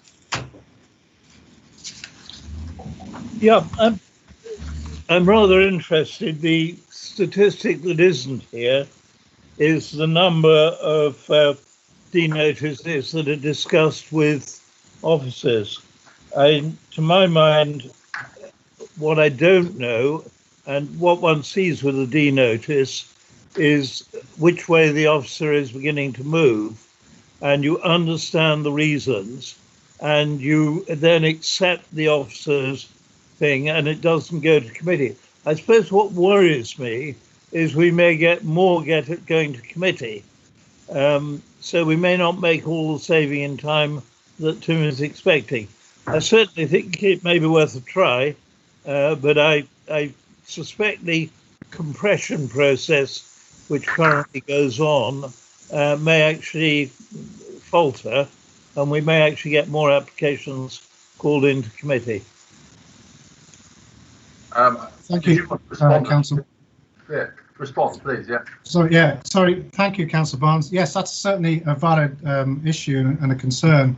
I would say, and I try to summarise in my initial presentation, is that it's all about that communication and engagement with officers and members, and it's that we're trying to build. We have, I believe, a good basis for that, and I think that if we signpost the weekly list in such a way, highlight those wards, give members more confidence in discussing the cases with officers at an early stage, I think hopefully that won't increase markedly the number of cases going to committee.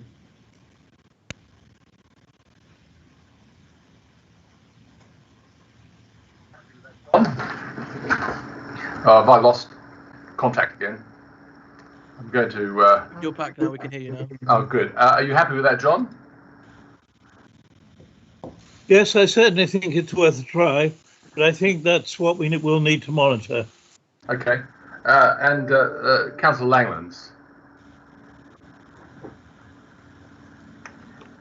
Thank you, Chair. It was just a quick comment on the review of the validation application process and how they seem to have to go back and come back, go back and come back.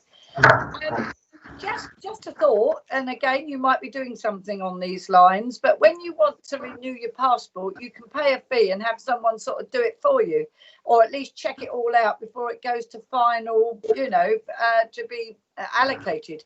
Is there some way just you could have a fee charging process for people who want their plans validated and want to be sure that they've got everything in that they should have in? that doesn't keep coming back and forwards? Tim? Interesting suggestion. Two things. First and foremost, when applicants submit their planning applications, they use agents often. And as I've alluded in my presentation, a lot of the applications we get are from local agents who are very familiar to us, and they're very familiar with the validation checklist. So you'd like to think they have a good working knowledge of that. But aside to that, sort of like a pre-checking process, I like the idea of that. But the only issue I would say is our current capacity to do that as an extra function. I don't know whether we have the capacity in our support team to take on a whole sort of pre-validation process, but certainly it's something I can have a discussion with the PBS manager about. Yeah, could it be a fee-paying thing? It could if you be, want but it to go through quickly, pay your fee and we'll check it. And well, yes, yeah, yes, good point. Again, we already have performance indicators, so when somebody submits a planning application, our indicators that we validate that within 5 working days. Now, we've struggled to do that for a number of months, and I think most of the planning committee will realise it's because of the capacity of the team. In the business support team, they were at one stage up to 50% down in officers. Now we're in a situation where they are fully staffed. So going forward, we are reducing the backlog. And I think until such time we are meeting our own performance indicator by validating within 5 days, I don't think that pre-validation offer, we couldn't do that because we couldn't guarantee a fast track process. But once we're in a position where we're meeting our own standards, that's maybe something we could look at. Okay. Thank you. Sam Coleman?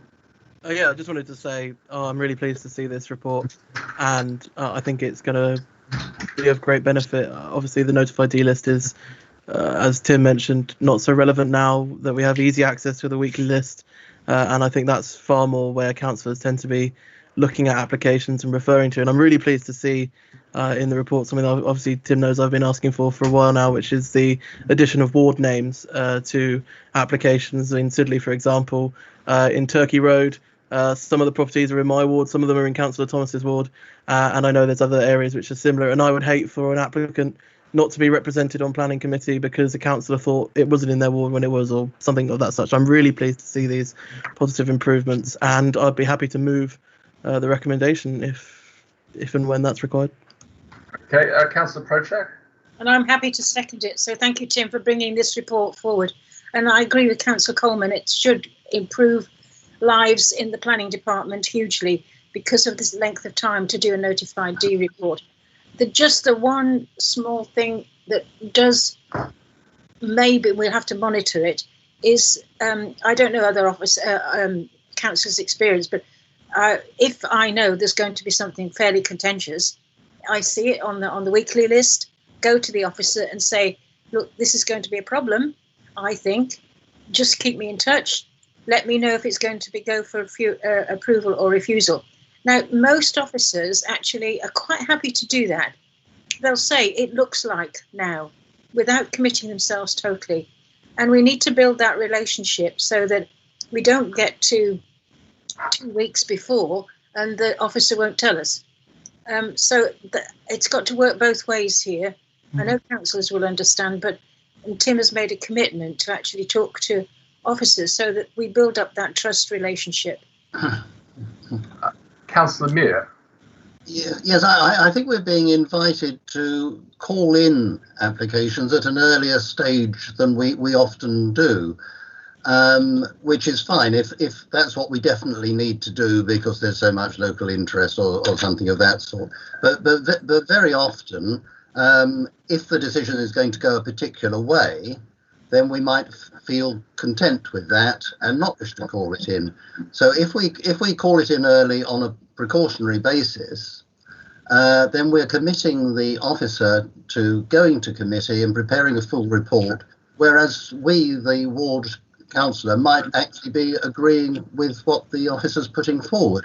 So I wonder if there's any scope for having a means whereby we could withdraw our call-in when we know the officer's thinking.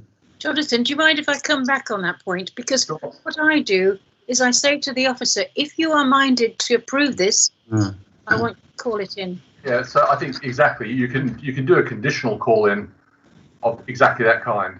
And, I do that myself, but of course it does depend on things not going wrong and the officer remembering. There is scope for something slipping through which could be very awkward or embarrassing. All right, we need to take account of that. Councillor Harmer? Yeah, just want to say thanks very much to Tim and the team for all that amazing work, and I think that will make things a lot simpler. It's really appreciated. Thank you. Councillor Cortell? Just a question. Will we have notification of the deadline on the weekly list? The deadline for a call-in? That's a good point. Tim? Yeah, as part of the enhanced weekly list, the idea is that there will be a date on there so that members see how long they've got to call it in. So yes, there will be a date on there, yes. Thank you. Okay, that's good. Tim, I have just a couple of questions. One of them was actually, Sue Projak and I have been through this report with Tim, and we did actually agree to extend the time out a week beyond the statutory period, because until you get to the end of that statutory period, you may not know where people's feelings are lying. So that gives that extra week. And I do think we should trial it for a 6-month period, just to see, because I think that's a reasonable period. You mentioned, Tim, the transition. There will be a number of applications which could potentially fall between the D-Notice system and the current system. And Tim, could you just explain how you're going to make sure that everyone is, in fact, sort of re-advertised, not application re-advertised, but you produce a list, if you like, of applications that that we need to make a decision on? Yeah, I mean, basically it'll be an internal list of all the current live applications, and I think myself and Sam and probably the DM team will have to go through that and pick out those ones where there's still a possibility for call-in that hasn't already been activated because of the current system, and then we'd probably have some sort of list circulated to members to see definitively if you're okay for it to progress as is, or whether it's an issue that has to go to a committee. But I suspect a lot of these cases there's already a dialogue going on between members and the case officer. So yeah, so if you leave that with myself and Sam, we'll come up with a definitive list. Yeah, I wouldn't want a sort of a pre-edited list, because I think the point of anything falls between the two systems. It would be a real concern for a member if they missed something and it caused a problem. Communication is important. Obviously, we're talking about this today, and it's not a decision that has to go to any other committee. So communication to other members is critical, and to reassure them that they can have provisional call-ins. And you may receive more of those initially. The one thing that is very important, Tim, here is, and I have experienced this with an application that was coming forward over a period of time, that I was not given proper information on the direction of travel of that application in terms of, is this likely to be approved or refused, and the reason for that. Now, of course, the D-list was one of the advantages. You got the short report which really summarised the reason and the intention, and I think that we have to formalise that. I don't think that can be a discretionary thing. I think to change to the system, we have to be able to, officers basically have to tell us which the direction is, if this is going to be approved or refused at that point in time, and what the core reason is, because that is the real thing that we're going to lose coming through a new system, which will relieve a lot of pressure off the department, and that's good. So what are we going to do that? Or we just include that within the plan? It does. It varies between officers. Some are extraordinarily good, and others are not. To be very blunt. Yeah, I mean, we're looking at a new system, aren't we? And I think it's been alluded by Councillor Prochak just a minute ago, that officers will probably need to have some training on how to deal with this. And I think that's, and it goes back to the point about the full, frank discussions with members, setting out what the issues, the applications are, because as you can imagine, we're talking about a shifting beast in the sense, once it goes live in the publicity, you're going to get comments and consultation responses back, which then start to formulate where an application is going to. Now, on a lot of applications, it's fairly clear at the outset where the application's going. Those are usually the more simple ones, which currently are simply approved without a notified D anyway. It's the ones where they involve, I don't know, highway comments or additional information where the EA or Southern Water putting comments in, which may steer the application in a different direction. And that's why I'm sort of alluding to the fact that this is about a journey of travel where members and officers should be discussing applications more than once as it moves forward in that period, that 28-day period. So in day one, for example, the officer won't know what third parties or the consultee responses are, but they will have a fair idea where an application is going to go normally, because they're usually straightforward. It's the more complex one where, as you move forward to, I don't know, day 20 or day 25, when you'll have a much clearer idea about where applications are going. So is it not reasonable that in the 7th week, the officer should be prepared to give that direction? I mean, and make it a formal thing. And generally the reason for that, because I don't think this is something that should be optional. I think it's something, and it's not about training. I think officers need to understand this and understand that this is because this is what the D system did. It actually gave that as a formal piece of information. So I would really like to include that as part of this recommendation. Paul, did you want to say something? Paul Cortell?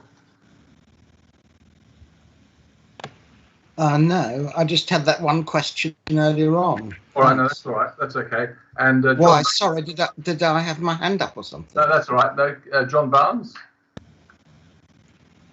Yes, I think the important thing is not to know which direction the officer is going in at the start, but as you near the conclusion, when you're beginning to draft the paper for the committee, that's when the member will really need to know quite formally, I think, what is likely to happen.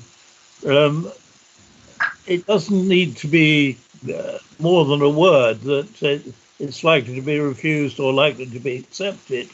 But that's the point at which I think if members aren't told what the likely recommendation is, you will get a lot more going to committee simply because we won't know which way people are going to jump. Exactly. Can I just come back on that, Councillor Barnes? I envisage that you will know where the application's going. That's the whole point. That's the dialogue. I know you do, but I want to make it a formal thing just because I have personally had experiences in the last 6 months, which I don't want to obviously go to in a public meeting, where that hasn't happened, and that hasn't happened at several levels. So I think we need to have assurances for members that they will know that when they ask the officer, is this a refusal or approval, then that information in the 7th week will be available. Because what it will mean is that, as Councillor Barnes said, is that it may actually trigger members withdrawing a call-in, which is going to be very useful from the committee's point of view. Sam, did you want to say something? Sam Batchelor? Thank you, Chairman. I didn't know if it was helpful really to the point that Tim was trying to make, and actually the comments that are obviously quite pertinent being made by a few of the members there, that yeah, in bringing this report forward to you, and Councillor Prochak actually really touched on it. It's about fostering those relationships with officers so that when you have those discussions early on, you are getting that information that you need. I think really what I would flag up, and it's not necessarily something that's been covered by Tim, is just finding ourselves in this position where you kind of formally or categorically want to know the direction that the officer's going in, because what's been put forward so far in this report is that you've got a call-in period that's the weekly list plus 7 days.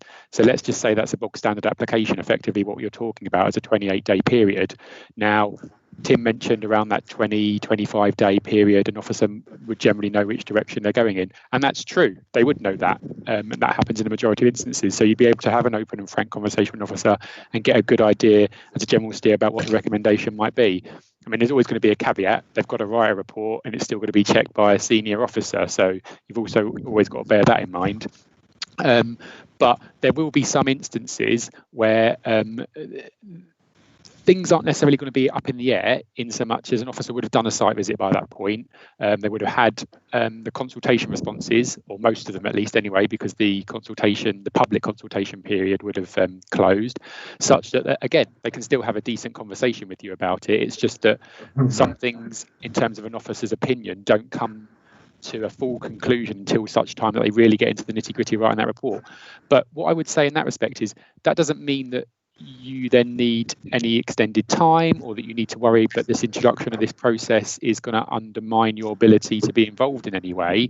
It's just that maybe you might want to think about the query or the conversation that came from Councillor Mears' query earlier about, how you call things in, and thinking about doing conditional call-ins, because you shouldn't need to rely on what the officer is thinking in order to understand that you are aware that an application is, controversial in your local community or significant in your local community. It doesn't have to be controversial, such that you want it to be discussed at planning committee.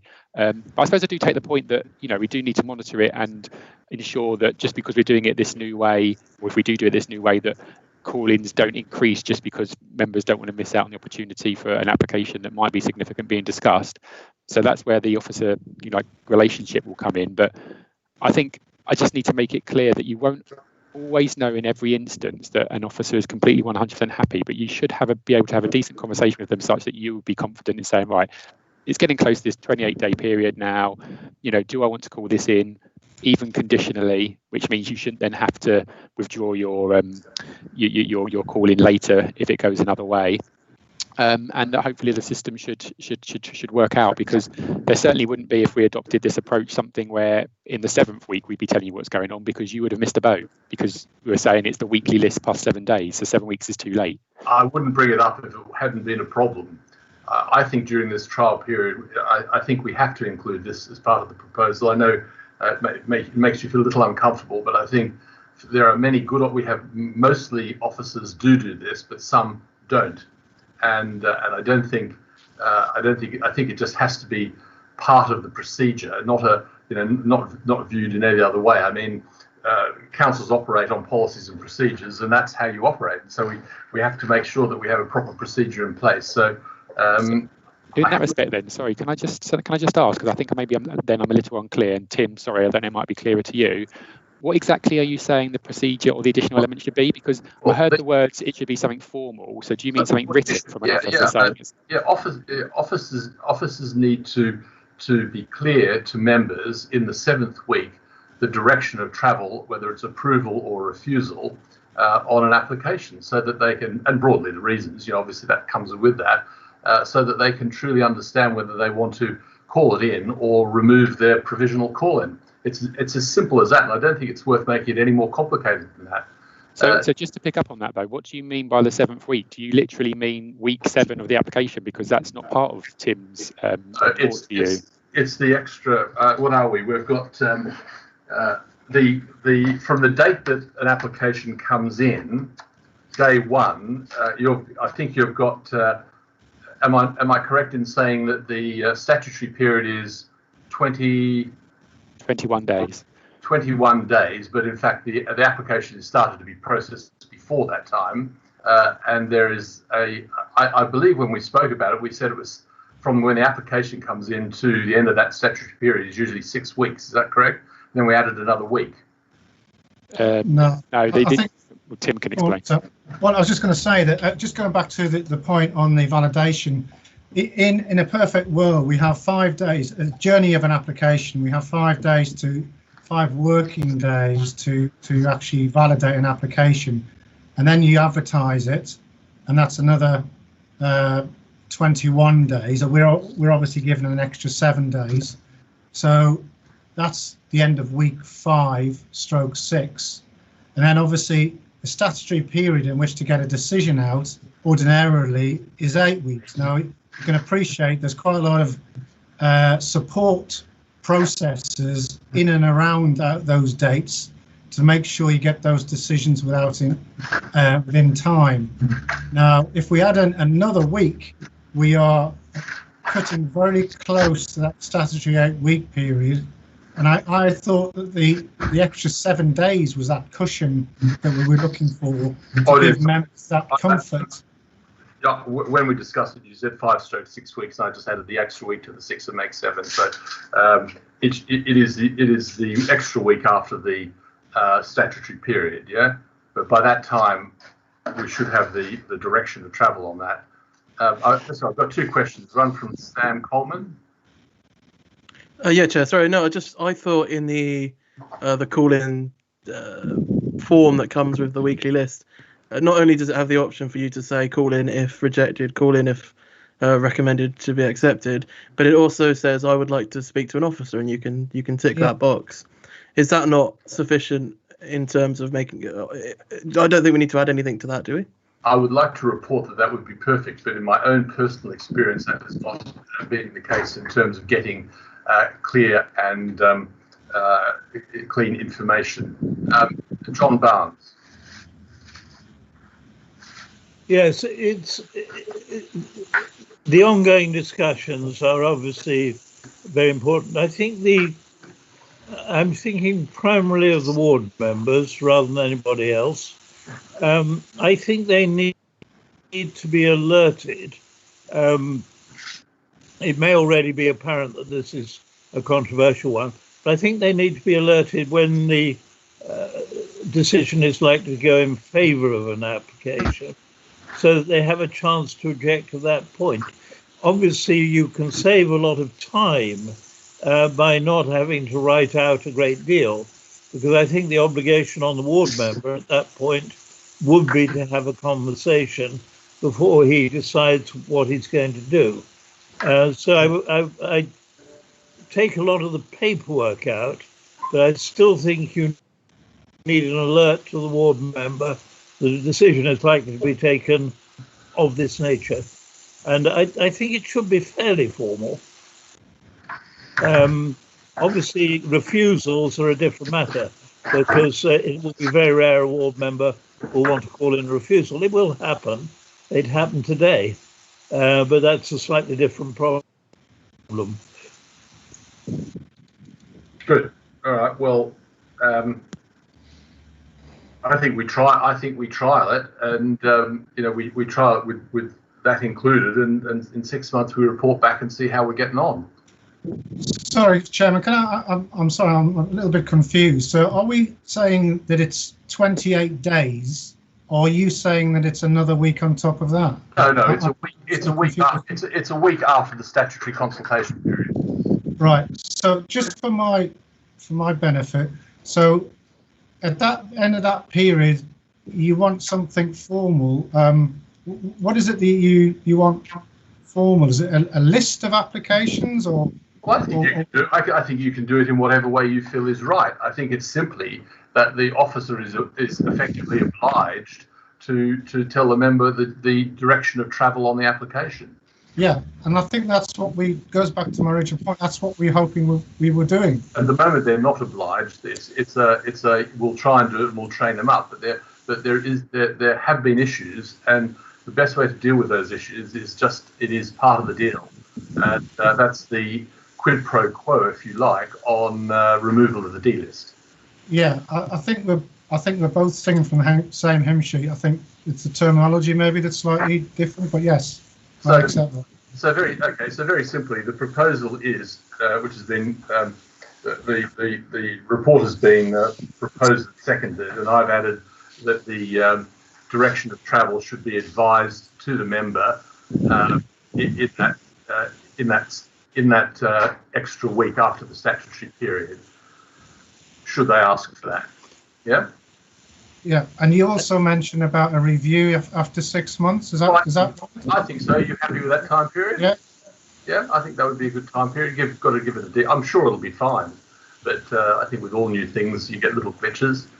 So, Julie, do you want to take we have to resolve that one. Do you want to take a vote on that?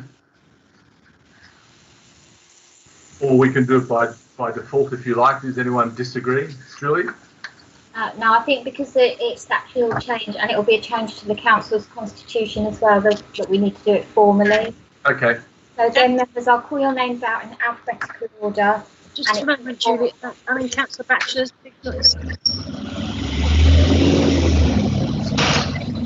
Sam, did you want to say something more? Sam, did you want to say something more? I'm just worried that I might be taking us a couple of steps back, but I think I understand what it was that you and Tim just discussed. So maybe I'm happy to discuss it with Tim on the basis that you vote as you've set out. Okay. I've just got a query, but maybe it's not that important. All right. Back to you, Julie. Okay, so I'll call your names out in alphabetical order. It will be for, against, or abstain. So Councillor John Barnes.